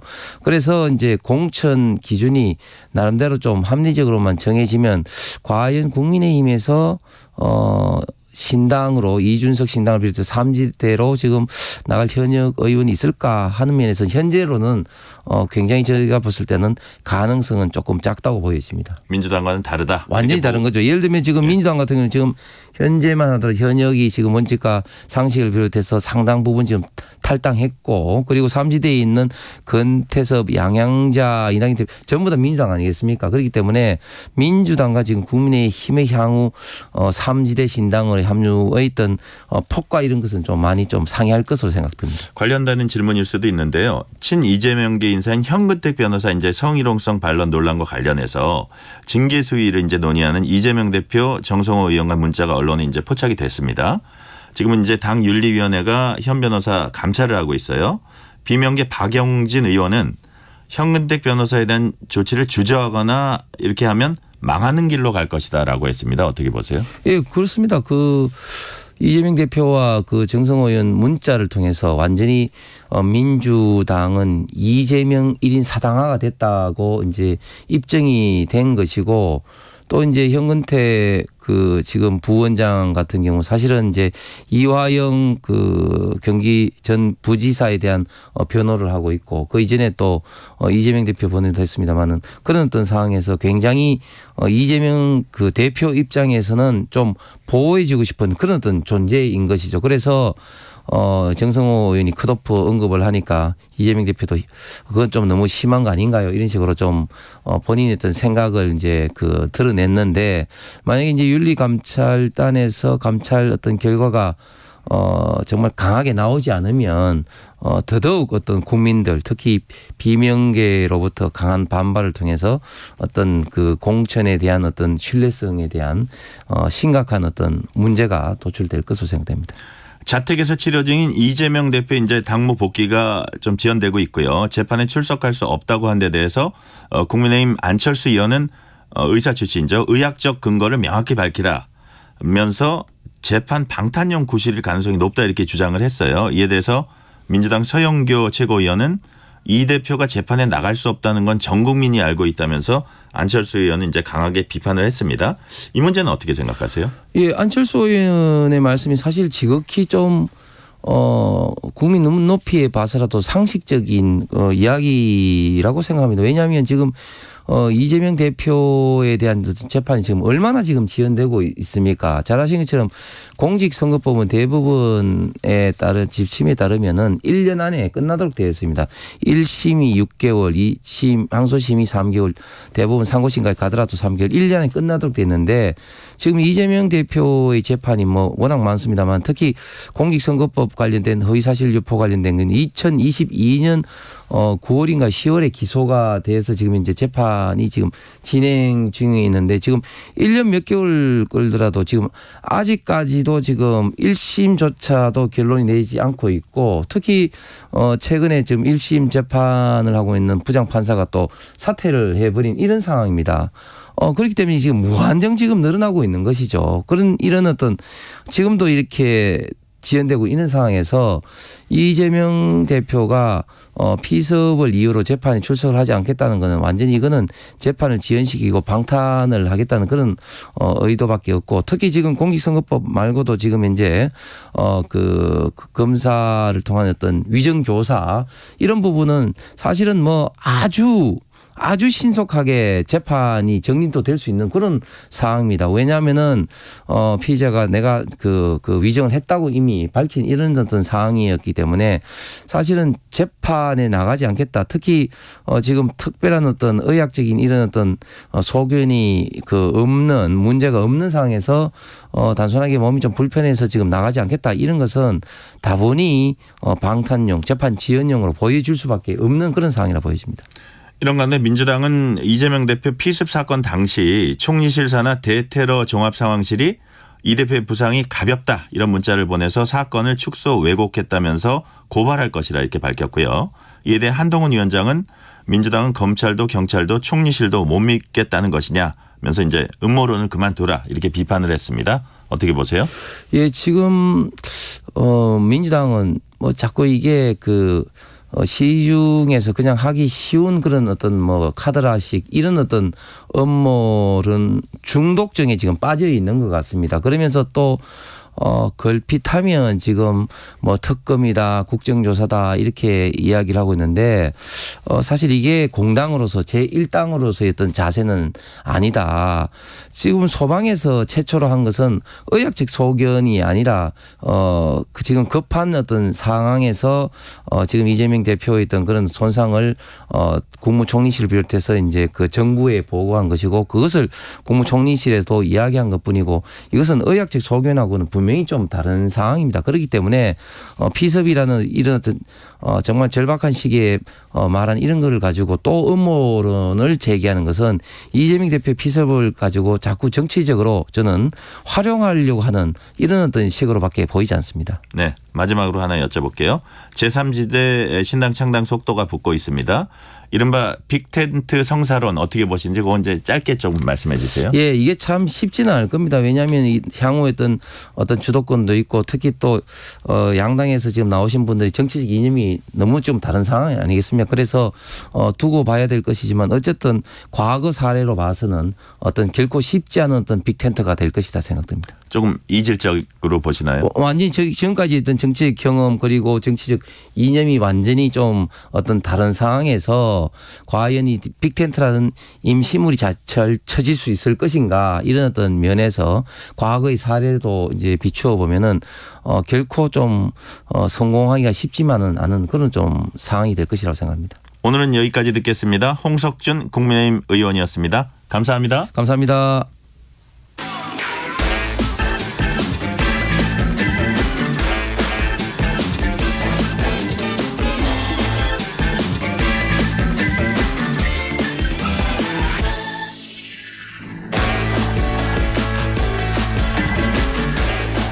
오늘은 소아당뇨 일가족의 안타까운 사건을 한국경제신문 최영창 기자와 알아보겠습니다. 최 기자 안녕하세요. 네, 안녕하세요. 최근 당뇨를 앓는 어린 딸을 기르면서 경제적 어려움을 호소했던 일가족이 함께 숨진 채 발견되는 이런 안타까운 사건이 있었습니다. 이와 관련해서 환우의 100여 명이 어제 기자회견을 했죠? 그렇습니다. 이제 지난주였죠. 이 충남 태안군에서 이 소아당뇨라고 알려진 일형 당뇨 이걸 앓고 있는 자녀와 함께 일가족이 비극적인 선택을 한 사건이 알려졌는데요. 이 환자들과 의료계가 연이어 이제 관련 대책 마련을 촉구하고 나섰습니다. 어제는 이 한국 일형 당뇨병 환우회가 세종시에서 기자회견을 열었는데요. 먼저 이제 요구한 것들을 보면은 일형 당뇨병 병명을 바꿔달라고 했습니다. 이제 흔히 소아당뇨라고 하는데 이건 잘못된 병명이다. 제대로 이제 일형 당뇨병이라든지 아니면 다른 병명을 좀 해달라 이런 요구였고요. 또 중증 난치 질환으로 인정해달라 이렇게도 요구했습니다. 또 여러 가지 있는데요. 이제 연령 구분 없이 의료비 본인 부담률을 좀 10% 이하로 조정해달라고 하든지 뭐 관리 기기를 빌리는데 또 비용이 꽤 비싸거든요. 좀 이에 대한 지원이라든지 또 뭐 소아청소년 환자들을 위한 교육부 지원 이런 것들을 해달라고 호소했습니다. 그렇군요. 그럼 우선 이게 당뇨라는 게 1형, 2형 뭐 이런 식으로 나가나 보죠? 예, 그렇습니다. 그렇다면 이제 여기서 지금 말씀하시는 1형 당뇨 어떤 병인가요? 이 좀 쉽게 많이들 아시겠지만은 당뇨병은 이제 인슐린 분비 장애라든지 뭐 인슐린 작용 장애에 의한 혈당이 이제 상승하는 질환이잖아요.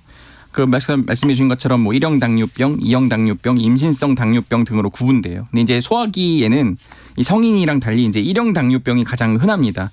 최근에는 이제 비만이 증가하면서 청소년을 중심으로 2형 당뇨병 빈도도 늘어나긴 합니다만 어쨌든 이번에 좀 세상을 떠나게 한 그 1형 당뇨병은 이 베타 세포가 줄어들어서 혈당을 유지할 수 있을 만큼의 인슐린을 만들지 못해서 이제 발생하는 질환이에요. 그러니까 면역 시스템이 인슐린을 분비하는 췌장의 그 베타 세포를 공격하고 파괴해서 발생하면서 이거 합니다. 어쨌든 지금 소아 환자가 많은 1형 당뇨가 이제 소아 환자가 많거든요. 지금 어린 자녀들의 고통을 부모들이 지켜봐야 되는 거예요. 이제 하루에 인슐린 주사를 서너 차례 좀 놓아야 하고요. 그에 따른 치료비 부담도 커서 이제 환자 가족들이 정부의 대책 마련을 요구하는 겁니다. 그렇군요. 이렇게 어린 환자들이 겪는 고통도 이제 견디기가 힘들고 또 환자 가족들의 경제적 부담도 만만치 않을 텐데요. 어느 정도인가요? 이게 지금 뭐 사례가 제각각이긴 합니다만은 어쨌든 공통적인 건 치료 비용 중 상당액을 환자나 환자 가족이 짊어져야 한다는 게 이제 있고요. 환우에 따르면은 현재 이 연속 혈당 측정기, 뭐 인슐린 펌프 이런 기기 구입이 요양급여 적용 대상이 아니라는 거예요. 이게 뭐냐면은 요양비 명목으로 좀 일부 지원되기만 해서 환자들의 본인 부담금이 꽤 크다는 거고요. 또 이제 현행 건강보험 기준에 보면은 중증 질환 산정 특례라고 있습니다. 여기에 적용되면은 본인 부담률이 낮아지는데 이 1형 당뇨는 진단 및 치료에 드는 경제적 부담이 상당한 경우라는 그 기준에 부합하지 않는데요. 그렇기 때문에 이 특례가 적용되지 않고 있습니다. 병의원에서 이루어지는 이 진료에다가 또 뭐 인슐린 주입 펌프라든지 주사기 이런 걸 다 해보면은 관리 비용이 한 달에 한 50만 원씩 들어가는 사례가 좀 적지 않다고 합니다. 또 이 때문에 가족들은 또 1형 당뇨를 중증 난치 질환으로 좀 지정해달라 그러면서 이 본인 부담률을 지금 현재는 한 30% 정도 되는데 좀 10% 이하로 낮춰달라 이렇게 요구를 하고 있습니다. 그럼 뭐 한 달에만 몇백만 원씩 들고 일어나 봐요? 몇백만 원까지는 아니고 지금 그래서 이제 이 50만 원 이상이 꾸준히 지금 소화하면은 이제 아주 어린 시기부터 이게 계속 들어간다는 건 고정 비용이 어마어마하잖아요. 그렇죠. 네, 그런 것 때문에 좀 경제적 부담도 된다고 합니다. 특히 이제 저소득층 같은 경우는 부담이 정말 그렇죠. 되겠어요. 네. 그렇다면은 지역 간 의료 격차 문제가 여기서도 또 드러납니까? 그렇습니다. 지금 이제 한국 소아당뇨인 협회가 제작한 이 소아 내분비 병의원 명록이라고 있는데요. 여기에 따르면은 일형 당뇨를 원활히 치료할 수 있는 비수도권 병원이 38곳밖에 없어요. 그나마 상당수가 부산, 대구, 광주, 대전 이런 대도시에 몰려 있었고요. 이 광역시를 제외한 비수도권 가운데 이런 병원을 둔 곳이 13곳에 불과했습니다. 이 의료 인프라가 부족해서 진단이 늦어진 적도 있다고 하고요. 지금 또 다른 문제가 있는데요. 학교 현장에서 보건교사가 인슐린 투약을 대신해 줄 수 없다는 거예요. 이 학교보건법에 따르면은 인슐린은 초중고 보건교사가 투약할 수 있는 약물 목록이 없습니다. 그러니까 인슐린 그 투약을 못해서 나타나는 저혈당 쇼크 같이 이렇게 그러면 이제 응급 상황이 벌어져야 보건교사가 쇼크 치료제를 투약할 수가 있습니다. 근데 이마저도 보건교사들이 혹시 모를 이런 또 법적 책임을 우려해서 굉장히 소극적이라는 게 지금 환우회 측 주장입니다. 그러면 만약에 어떤 경우에는 응급 상황이 왔는데도 잘 대처 못하는 그런 경우도 벌어질 가능성을 배제 못하네요. 네, 배제할 수 없습니다. 네. 지금 그런 상황이군요. 정부가 지난달에 관련 대책을 내놨거든요. 어떤 정책들이 나왔었죠? 그 이제 건강보험정책심의위원회라고 있습니다. 여기서 이제 일형 당뇨 관리기기 부담을 좀 완화하고 뭐 교육이나 상담 횟수를 확대하겠다고 발표를 했는데요. 이거 시행 시기를 바로 다음 달부터 하겠다 이렇게 했습니다. 먼저 이제 인슐린 펌프 관리기기가 한 380만 원 정도 들어갔거든요. 사는데 이제 대책 시행으로 인해서 이제 구입 가능 비용이 한 45만 원 정도로 줄었다 이렇게 정부 설명이고요. 월 19만 원 수준인 연속 혈당 측정기 등도 이제 환자 부담을 이제 10만 원대로 10만 원 정도로 낮추겠다 이렇게 발표했습니다. 소아당뇨의 중증 질환 산정 특례 지정 요구에 대해서는 이번 대책이 이제 얼마나 의료비 부담 완화 효과를 보는지 좀 보면서 신중하게 검토를 하겠다는 계획입니다. 좀 더 지켜봐야 되는 그런 상황이군요. 예. 그렇군요. 이번에는 이스라엘과 하마스 간 전쟁 소식 좀 보겠습니다.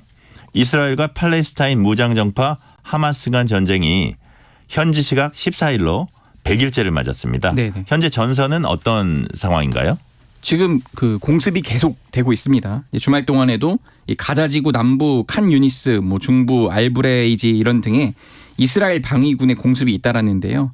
이 가자 보건부는 어제 이제 이렇게 발표했습니다. 24시간 동안 125명이 숨졌다. 가자지구에 이제 지난 100일간 사망자가 2만 4천여 명에 달하는데 이 이스라엘 방위군은 그 중에서 9천 명이 하마스 대원이다 이러면서 군사 작전을 지금 정당화하고 있는 상황입니다. 그렇군요. 근데 그쪽 현지 상황은 정말 아수라장이겠어요. 그렇습니다. 하루에 이렇게 많은 사람이 죽어나간다면 그렇죠. 인질 100여 명도 아직 잡혀 있어서 이들의 석방을 촉구하는 대규모 집회가 이스라엘 곳곳에서 이제 열리고 있다는 소식이 있네요. 이건 그렇습니다. 어떻습니까? 그러니까 지금 지난 주말에 또 다른 쪽에서는 이제 이스라엘 텔아비브에 이제 인질 광장이라고 있습니다. 거기에서는 이 하마스에 억류된 인질의 무사 귀환을 기원하고 좀 정부가 좀 나서달라 이렇게 촉구하는 집회가 이제 24시간 동안 열렸거든요. 네. 그러니까 지난해 10월 7일에 하마스에 납치된 다음에 석 달 넘도록 생사조차 확실히 파악하지 못하는 지금 비극적 상황이 이어지고 있어요. 그러니까 이스라엘 정부는 가자 지구에 현재 인질 132명, 뭐 사망자 시신 포함해서입니다. 이제 억류 중이라고 보고 있는데 그런데 지금 가족들을 더 비참하게 만드는 성명이 하나 나왔어요. 이제 아부 우비야이다 하마스 대변인인데요. 이스라엘군의 폭격으로 인질 상당수가 사망했을 가능성이 크다 이렇게 밝힌 거예요. 지금 하마스는 이스라엘이 가자지구 공격을 멈춰야 인질 협상이 가능하다 이런 입장인데 이스라엘군은 일단 아랑곳하지 않고 계속 공습을 이어가고 있는 상황입니다. 그렇군요. 그러니까 휴전으로 가지 않고 오히려 확전되는 분위기 이제 감지되고 있다고 하네요. 그렇습니다. 지금 조금 전에 들어오기 전에 이제 속보가 있었는데 이란 혁명수비대가 이라크 반자치 쿠르디스탄 지역에 있는 이스라엘 간첩본부 그리고 시리안의 이슬람 국가를 공격했다고 밝혔다고 지금 이 관영 언론이 보도를 했거든요. 네. 그런 것처럼 지금 오히려 이 이란까지 이제 참전하는 분위기가 이어지고 있어서 좀 중동 지역이 계속 긴장감이 고조되고 있는 상황입니다. 그런 상황이군요. 여기까지 듣겠습니다. 최형창 기자였습니다. 감사합니다. 고맙습니다. 전종철의 전격시사 2부 순서 여기서 마치고 3부가 이어집니다.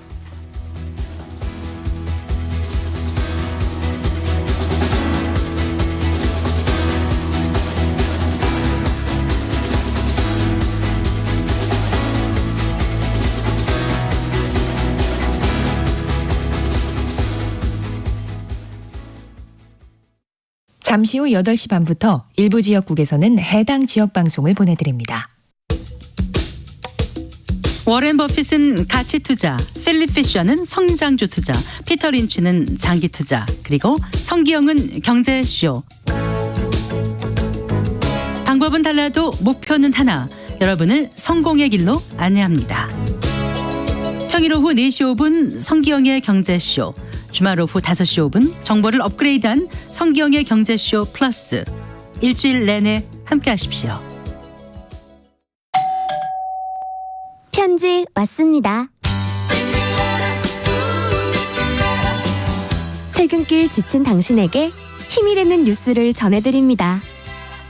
매일 저녁 당신과 함께 읽는 세상 이야기. KBS 1라디오 뉴스레터 K. 지금 시각은 8시 30분입니다. KBS.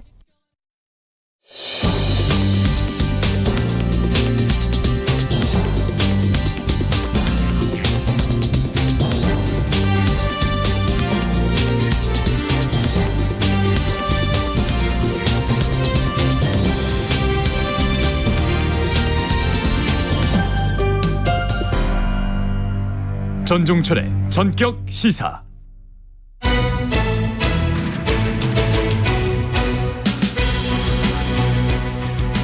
뉴스 속 법률 지식을 머릿속에 쏙쏙 집어넣는 법학다식 코너입니다. 최근 학부모가 자녀의 가방에 몰래 녹음기를 넣어서 교실에서 교사의 발언을 녹취했다면 이를 재판에서 증거로 쓸 수 없다는 대법원의 판단이 나왔습니다. 이와 관련한 자세한 내용 지금 전화 연결돼 있는 김성훈 변호사와 함께 짚어보겠습니다. 김 변호사님 안녕하세요. 네, 안녕하세요. 김성훈 변호사입니다. 먼저 이번 사건 어떤 사건이었는지 설명을 해주세요. 네, 사건은 이제 초등학교 3학년 학생이 부모님이 작동을 시켜서 넣어준 녹음기를 가지고 학교에 등교를 해서 교실에서 해당되는 학생의 교사가 이제 이야기하는 폭언 등을 녹음을 하고 그 녹취된 내용을 바탕으로 해서 해당되는 교사를 아동학대죄 등의 혐의로 고소를 해서 재판에 계류됐던, 재판에 넘겨졌던 그런 사건이었습니다. 네. 1, 2심에서는 어떤 판결이 나왔는지 궁금한데 당시엔 녹취 내용이 증거로 인정됐었다고 하는데 그 이유가 뭡니까? 네, 결국은 그 녹음 내용이 가장 핵심적인 증거로 작동을 했고요. 그리고 그 증거 능력이 인정이 되고 그 증거의 내용이 증거력 내용이 인정이 되어서 결론적으로 유죄 판결이 나왔습니다. 1심에서는 6개월에 징역 6개월에 집행유예가 선고가 됐었고요. 2심에서는 좀 감형이 돼서 벌금형 500만 원 선고가 됐지만 1심, 2심 모두 다 유죄로 인정이 됐고 유죄의 증거로서 해당되는 녹취 파일의 증거 능력을 인정을 했습니다. 증거 능력과 관련돼서 다투어졌던 거는 오늘 우리가 다룰 대법원 판례에 있는 통신비밀보호법과 관련된 내용인데요. 우리 통신비밀보호법에서는 타인 간에 공개되지 않은 대화를 누군가가 녹음하거나 청취하는 것을 금지하고 있습니다. 그러니까 이것이 결국은 학생과 그리고 교사 간의 대화 혹은 교사가 혼자 이야기하는 내용들을 대화를 녹음한 것으로서 타인의 녹음 대화로서 이것이 증거 능력이 있는지 없는지가 쟁점이 됐고요. 1심, 2심은 모두 다 증거 능력이 있다 이렇게 판단하고 유죄 판단을 내렸습니다. 그렇군요. 그래서 이제 결국은 대법원에서 결론을 뒤집은 거네요? 네, 그렇습니다. 대법원에서 결론을 뒤집은 거고요. 해당되는 내용의 가장 큰 취지는 결국은 타인 간의 대화를 녹음할 수 없다라는 법문을 기준으로 판단했습니다. 결국은 이 녹음기를 작동을 시킨 거가 이 학생이 아니라 학부모라면은 그 학부모는 해당되는 대화에 직접 참여하지를 않았기 때문에 이거는 학생과 교사 등이 대화인 간의 녹음이라는 것이 문헌상 명백하다는 이유로 1심과 2심의 결론을 달리한 것이고요. 다만 2심에서도 이 쟁점을 파악을 안 했던 건 아닙니다. 똑같이 이 쟁점에 대해서 파악을 하면서 2심에서는 이 어린 학생들 같은 경우에는 녹음 외에는 별도의 방어권이 행사하기가 굉장히 어렵고 또한 학생과 학부모는 사실상 동일이라고 볼 수 있을 정도로 실제로 이것을 타인 간의 대화로 해가지고 사생활의 비밀의 보호의 필요성보다는 아동을 학대로부터 보호할 필요성이 훨씬 더 크다라고 판단해서 2심은 위법한 증거가 아니라고 판단했는데도 반해서 이 부분에 대해서 대법원은 다르게 판단한 것입니다. 그러니까 그 자기가 대화에 참여를 하면 그건 이제 달라지는데 타인과의 그 대화 이게 이제 핵심이네요, 결국은. 맞습니다. 그러니까 우리가 이게 대화 중에 녹음을 하는 거는 우리 법상으로는 불법이 아닙니다. 그러니까 대화에 참여한 사람이 녹음을 하는 거는요. 하지만은 소위 말해서 우리가 없는 내가 누군가와 대화하는데 이거를 제3자가 녹음을 했거나 청취를 하면 이게 소위 말해서 도청 내지 감청 같은 효과로서 법률적으로 금지되는 것이죠. 그게 이제 통신비밀보호법입니다. 그러면은 네. 이번 대법원 판단으로 인해서 해당 교사는 무죄가 된 건가요? 아니면 녹음 파일이 증거로 인정되지 않았을 뿐인가요? 네, 일단은 파기환송이기 때문에 원심의 증거 능력에 대한 판단이 잘못됐다고 해서 파기가 된 것이니까 당장 무죄가 선고된 건 아닙니다. 다만 만약에 이 교사의 아동학대 혐의를 인정할 만한 증거가 해당되는 녹취 파일 말고 다른 것이 없었다고 한다면은 이제 파기환송심에서 무죄가 선고될 가능성이 매우 높습니다. 아, 그렇군요. 이번 판례가 앞으로 다른 비슷한 이제 사건들이 있을 텐데요. 그런 비슷한 사건들에 끼칠 영향이라든지 앞으로의 파장 어떻게 보세요?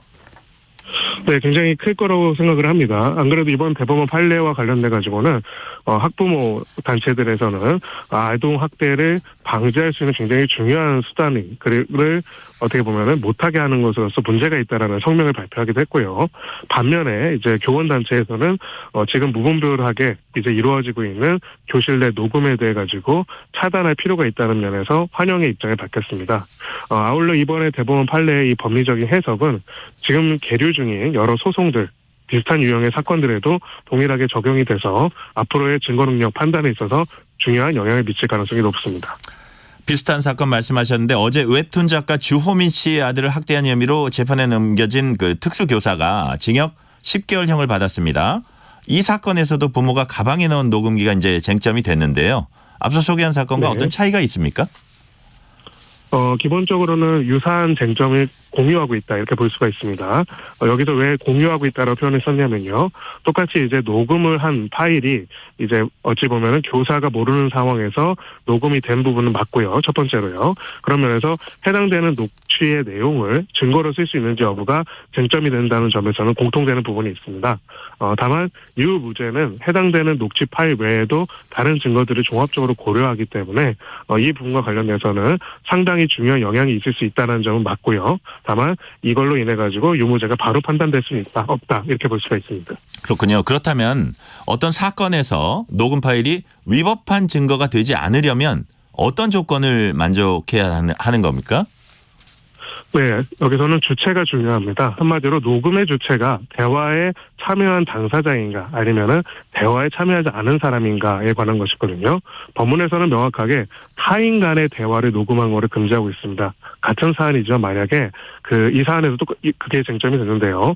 해당 피해 아동이 녹음기를 작동시켰다면은 그렇다고 한다면은 이거는 그 아동과 교사의 대화를 아동이 녹음한 거기 때문에 이거는 타인 간의 대화 녹음이 아니어서 위법한 증거가 되지 않았을 겁니다. 하지만 부모가 녹음기를 작동시켜서 가방에 넣어서 보냈다라고 할 경우에는 이 경우에는 대화에 참여한 사람이 아닌 사람이 녹음한 것으로서 어찌 보면 매우 형식적으로 보이지만 타인 간의 대화를 녹음하는 거게 되겠죠. 그래서 이런 부분에 있어가지고는 우리가 하는 것이 주체가 누구인지 그 대화에 참여한 사람이 원칙적으로는 해야 법률적으로 문제가 없다는 것을 인지할 필요가 있습니다. 앞서서 이제 그 주호민 작가 아들 사건 언급하셨는데 해당 네. 사건 아이가 어떤 특별한 질병 앓고 있다는 점에서도 처음 소개한 사건과 조금 다른 지점이 있을까요? 네, 그 부분에 대해서도 법원이 고려를 할 가능성이 있어 보입니다. 왜냐하면은 물론 대법원 판례가 이렇게 선고가 되긴 했지만은요, 위법하게 수집한 증거를 배제하는 원칙, 위법 수집 증거 배제 원칙에서는 그 증거를 배제하는 것과 실체적 진실을 밝히는 것을 비교 형량을 해가지고 실체적 진실을 밝히는 것이 좀 더 중요한 사안에서는 그러한 증거를 사용할 수 있다는 또 다른 법리가 또 있습니다. 그래서 2심 판결처럼 대법원과는 다르게 이제 이 사안에서는 특히나 이 해당되는 아동을 보호하고 아동 학대로부터 보호하기 위한 목적에서 일정 수준에 있어가지고 증거 확보가 필요한 불가결한 상황이라고 한다면은 기존의 대법원 판례와는 조금 다른 판결이 내릴 가능성을 완전히 배제할 수는 없습니다. 아, 그렇군요.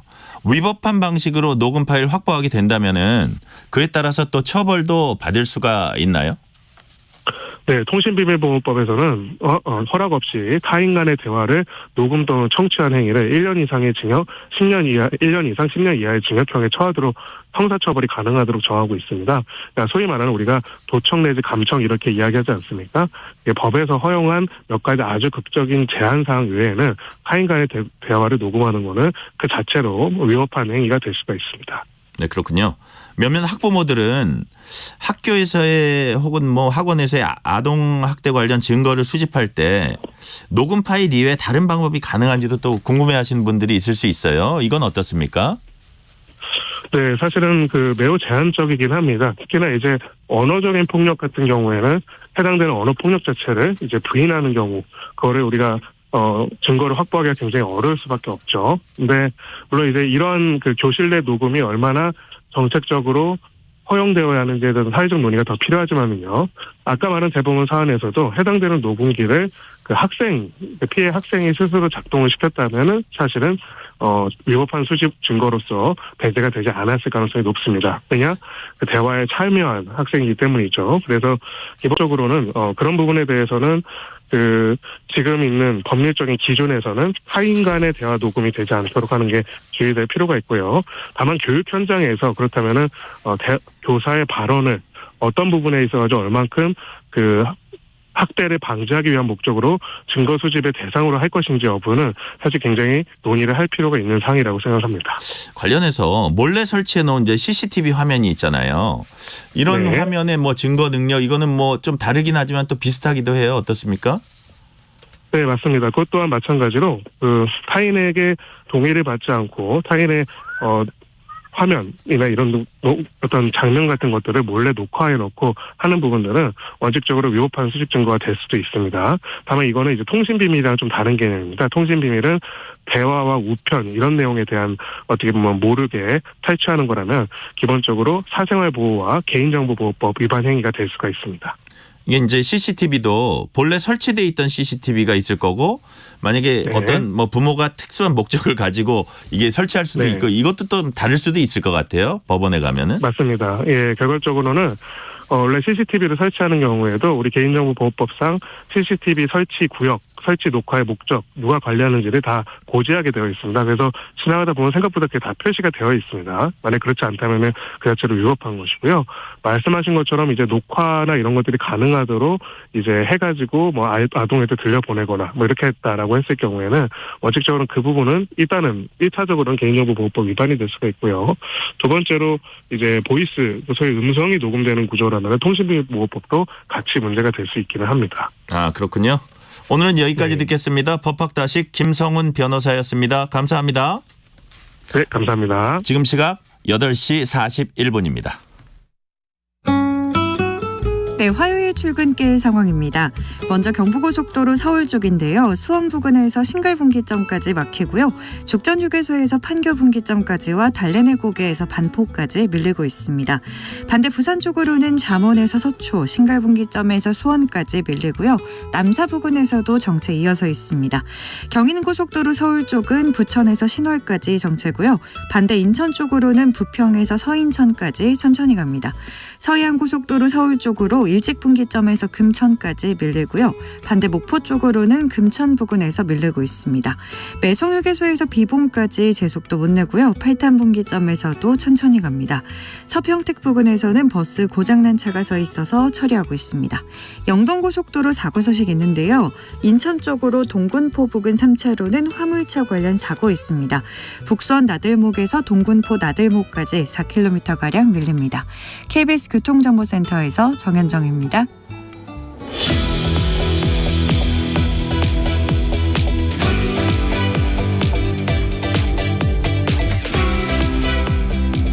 북한이 올 들어 처음 동해상으로 탄도미사일을 발사했습니다. 북한이 만약 극초음속 IRBM을 갖게 된다면 어떤 파장이 있는지 북한의 미사일 발사 배경과 우리의 대응 방안을 전문가와 짚어봅니다. 통일연구원 조한범 수석연구위원과 전화 연결돼 있습니다. 조한범 위원님 안녕하세요. 안녕하세요. 먼저 제가 이제 북한 미사일 관련 질문하기 전에 오늘 아침에 들어온 새로운 소식부터 질문을 하고 이제 가겠습니다. 북한 김정은 국무위원장이 대한민국을 제1 적대국으로 명기해서 헌법을 일부 개정할 것을 지시했다고 조선중앙통신이 전했습니다. 이것의 의미 좀 짚어주세요. 네, 사실 뭐 아주 중대한 북한의 전략 변화 이미 뭐 지난해 연말 전원에서 예고는 됐고요. 그러니까 북한이 대한민국을 통일의 대상으로 여기지 않는다. 무력 점령의 대상이다. 이건 예고가 됐거든요. 네. 그래서 북한이 이제 헌법을 최고인민회의에서 개정을 하니까 관련된 조치가 이번에 나올까 이제 예상을 했지만 아직 이제 헌법은 이번에는 개정은 안 했고요. 그러나 지금 말하는 게 상당히 충격적입니다. 왜냐하면 북한에서 이제 통일이라는 걸 빼면 사실은 뭐 희화된 말로 정말 시체가 되는 그런 체제인데 여기에서 이제 동족이 아니다. 그리고 가장 적대적인 국가다. 그 다음에 이제 북한의 조국 통일 3대 헌장이라는 뭐 거의 신성시되는 개념이 이제 자주 평화통일 민족 대단결이거든요. 네. 이거를 헌법에 지워버려야 된다. 심지어 자기 아버지 김정일이 2001년에 만든 그 조국 통일 3대 헌장 기념탑이라고 평양 남쪽에 있는 게 있는데요. 이것도 이제 그 허물어야 된다라고까지 얘기를 했거든요. 그러니까 북한이 그동안 독재 체제부터 체제 정당성으로 핵심 정수로 여겨왔던 통일의 개념을 지우겠다 이런 선언을 한 거기 때문에 근본적인 남북관계 또 대남 전략의 변화가 예고된다 이렇게 볼 수 있고요. 그러나 그 미래에는 불투명하다. 왜냐하면 북한 주민들이 이걸 어떻게 받아들일지 그동안 교육받아왔던 그 정신세계에 혼란이 오는 거거든요. 네. 그러니까 아주 무리한 현재 영린을 건드렸다. 결과는 지금 두고 봐야 된다 이렇게 볼 수 있어요. 그렇군요. 어제 북한 노동신문이 그제 극초음속 기동형 조종 지원투부를 장착한 중장거리 탄도미사일 시험 발사했다고 밝혔습니다. 이번 발사 배경 어떻게 보세요? 그거는 이제 이미 북한이 이제 하노이 미국 북미 정상회담 2019년 2월 결렬 이후에 이제 노선을 바꿨거든요. 이 핵을 가진 협상 노선에서 이제 핵 강압 전략으로 전환을 했고, 그러니까 핵 능력은 무한대로 고도화하고, 그리고 이제 외교는 대남 대미보다는 신냉전 외교로 가고, 그리고 이제 경제는 자력갱생으로 간다. 그런 노선이기 때문에 예고했던 핵 능력, 그다음에 핵무기 개발의 일환이다. 그동안 북한이 이제 단거리, 그다음에 장거리, 1000km 이내 단거리, 그다음에 5,500 이상의 ICBM에 주력해 왔는데요. 그 사이 이제 빈 부분이 이 중거리였거든요. 그러니까 중거리를 개발하는 쪽으로 이제 전력을 기울이고 있고, 특히 이제 극초음속 미사일. 원래 이제 마하 5 이상을 극초음속이라고 그러는데요. 네. 지금 북한이 자세하게 발표는 안 했지만 마하 10 내외의 극초음속 미사일을 중거리 형태로 고체 연료를 사용해서 이번에 발사한 걸로 보여집니다. 평양에서 서울까지 1분이라는 얘기가 있어요. 그 마하 10이면요. 네. 만 한 2-3천 킬로미터 되니까, 그러니까 10,000킬로미터 훨씬 넘으니까 그 정도면 되는 거죠. 근데 이제 이론적으로 그런 거고요. 중거리 미사일을 서울로 발사하기는 기술적으로 어렵습니다. 그러니까 중거리는 1,000km에서 5,500km. 그러니까 북한이 지금 쓰는 극초음속 미사일이 이제 기존 화성 12형을 베이스로 한 건데, 그걸 기준으로 한다고 그러면 사거리가 3,000에서 한 3,500km 되거든요. 그러니까 이제 코앞으로 쏘기는 뭐 불가능한 건 아니지만, 그러나 기술적으로는 어렵고요. 주로 이제 괌이나 주일 미군기지 이쪽을 타격을 한다 이렇게 봐야겠죠. 근데 제가 또 궁금한 게, 이거 약간 주변적인 것 같긴 한데, 이거 시험 발사했다 그러면서 지역 정세와 무관하다는 얘기를 붙이는 이유는 뭐예요? 그러니까 지금 하는 얘기가 뭐 당연히 지역 정세에 영향을 미치죠. 예. 그러나 본인들이 이 정세 불안정을 시도하는 게 아니라 자기들의 정당한 자위권 행사의 일환이다 이런 개념이거든요. 그런 뜻이군요. 예, 그러니까 이제 뭐 사실은 상대방을 위협할 생각이 없다. 그러나 그렇지가 않죠. 그 자체가 사실은 극초음속 미사일은 게임 체인저에 해당하는 거고, 저 정도의 속도로 만일에 특히 이제 그 극초음속 미사일의 특징이 속도만 빠른 게 아니라 마지막에 탄두가 분리가 되면 이게 이 비행기처럼 자유자재로 활공을 합니다. 그냥 변칙 기동을 하는 건가요? 그렇죠. 그러니까 탄도미사일은 아무리 빨라도 ICBM은 뭐 하강 속도가 거의 마 20이 넘거든요. 그래도 떨어지는 지점을 아니까 이걸 계산을 하면 맞출 수가 있거든요. 네. 그런데 이 마 10이 넘으면 시속 한 15,000, 18,000 이 정도 사이를 고속으로 움직이면서 또 회피 기동을 해버리면 이론적으로는 왜곡할 수 있지만 실질적으로는 사실상 유격이 불가능하죠. 그러니까 그 지역 정세에 영향을 미치는 게임 체인저가 될 수 있는데 본인들은 뭐 지역 정세에 무관하고 자기들 자위력이다 이렇게 얘기를 하는 거죠. 본인들 주장이네요. 예. 이제 뭐 게임 체인저 말씀하셨는데 이제 패러다임이 이제 바뀐다고도 볼 수 있고요. 더군다나 이제 고체 연료 사용하면 이것도 대응이 더 어렵잖아요. 원래 무기급은 다 고체예요. 네. 그러니까 대한민국이 사용하거나 뭐 지구상에서 무기급 로켓을 고체로 사용하는 데는 거의 없고요. 다만 이제 북한은 스커드, 구소련의 70년대 개발한 스커드 액체 기반 로켓을 가져다가 이제 액체 로켓을 주력으로 사용을 해왔어요. 네. 그러다 이제 최근에 고체로 전환하는 거거든요. 그러니까 뭐 북한이 고체로 전환하는 건 예상된 걸로 보여지는 거고, 그러니까 새로운 건 전혀 아니고요. 지금 단거리는 액체였던 스커드나 노동을 KN-24, 24, 25 고체로 전환하고 있고, 장거리 ICBM도 화성 15, 17이 액체였는데 지난해 화성 18형을 3차례, 이게 고체거든요. 네. 3차례 쐈고 마지막 발사했을 때는 시험 발사가 아니라 이제 발사 훈련이라고 그랬거든요. 그러니까 고체로 단거리와 이제 장거리를 전환을 했기 때문에 또 하고 있기 때문에 이제 비어 있는 공간이 중거리고 이 중거리 고체 연료화 작업을 이제 박차를 가하고 있다 이렇게 판단할 수 있죠. 우리나라가 지금 극초음속 미사일 방어 시스템이 있습니까? 지금 중국이 이제 DF-17 같은 게 극초음속 미사일로 실제 보여줬거든요. 네. 그런데 성능은 미지수고요. 아직 실전 경험도 없고. 그런데 만일 지금 일각에서 주장하는 마 5 이상이면은 극초음속 미사일로 얘기를 분류가 하는데요. 되죠. 그런데 이제 지금 주력하는 게 마 10 정도거든요.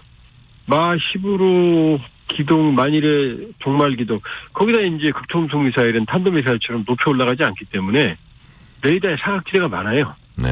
그러니까 이번에 일본은 500km라고 그러는데 우리는 1000km니까 차이가 너무 나거든요, 사거리가.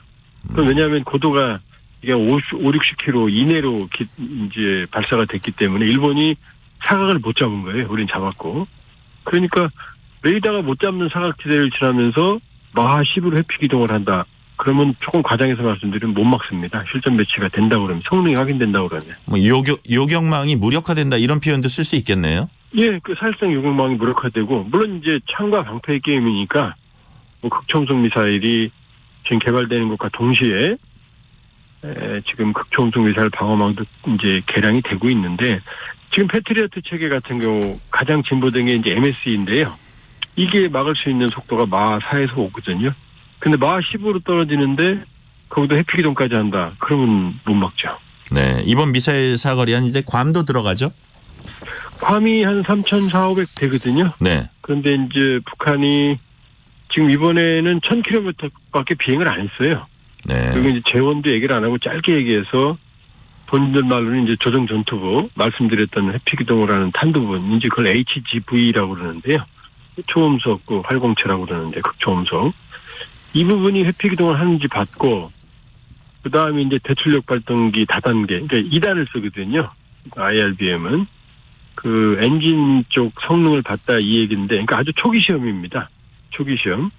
초기 시험인데, 이게 만일에 성능을 확보하고 실전 배치된다 그러면은, 이거는 이제 한반도보다는 유사시 증원군이 배치되는 주일미군 기지, 또 유엔서 후방기지, 그다음에 괌, 네. 이쪽을 타격을 할 수 있는 거기 때문에 만일에 이제 한반도 전구에 분쟁이 발생을 하면 증원군 억지를 노리는 무기체계다 이렇게 볼 수 있죠.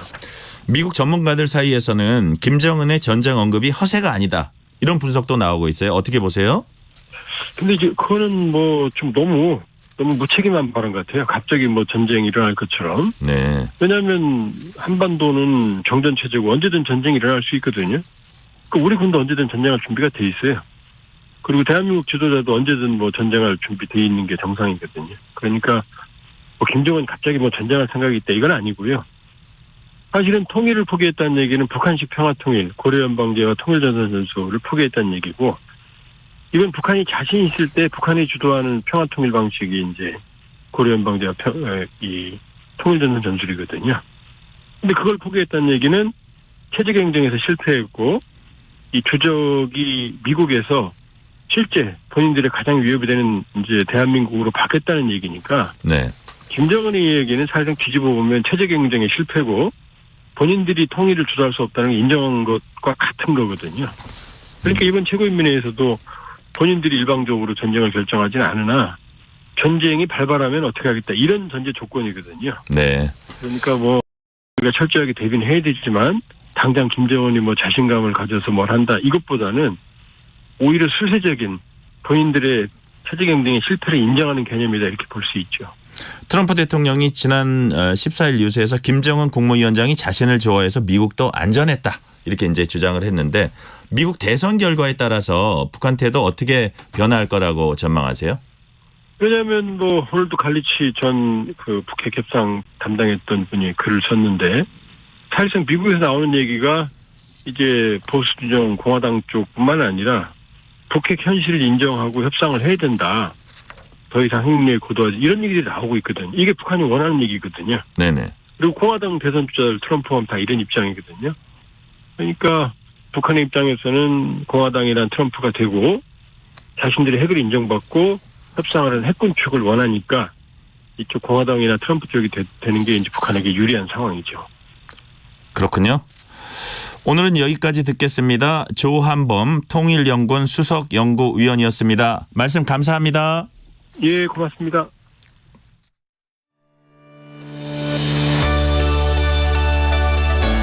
세상을 바라보는 바른 시선.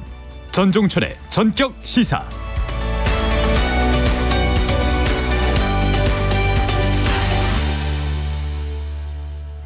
그동안 경찰관 개인이 사비를 들여 구매했던 보디캠, 즉 신체에 부착한 이동형 카메라가 이제는 공식 경찰 장비로 분류돼서 정부 예산으로 보급됩니다.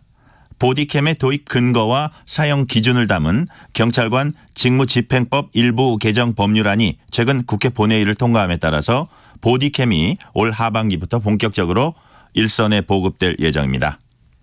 경찰관도 또 민원인도 작동되고 있는 카메라를 의식할 수밖에 없기 때문에 경찰의 과잉 진압이 줄어드는 동시에 시위대의 경찰 폭행이나 민원인들의 악성 민원도 줄어들 것으로 기대됩니다. 1월 16일 화요일 전종철의 전격시사 여기서 마칩니다. 진행의 전종철 기자였습니다. 감사합니다.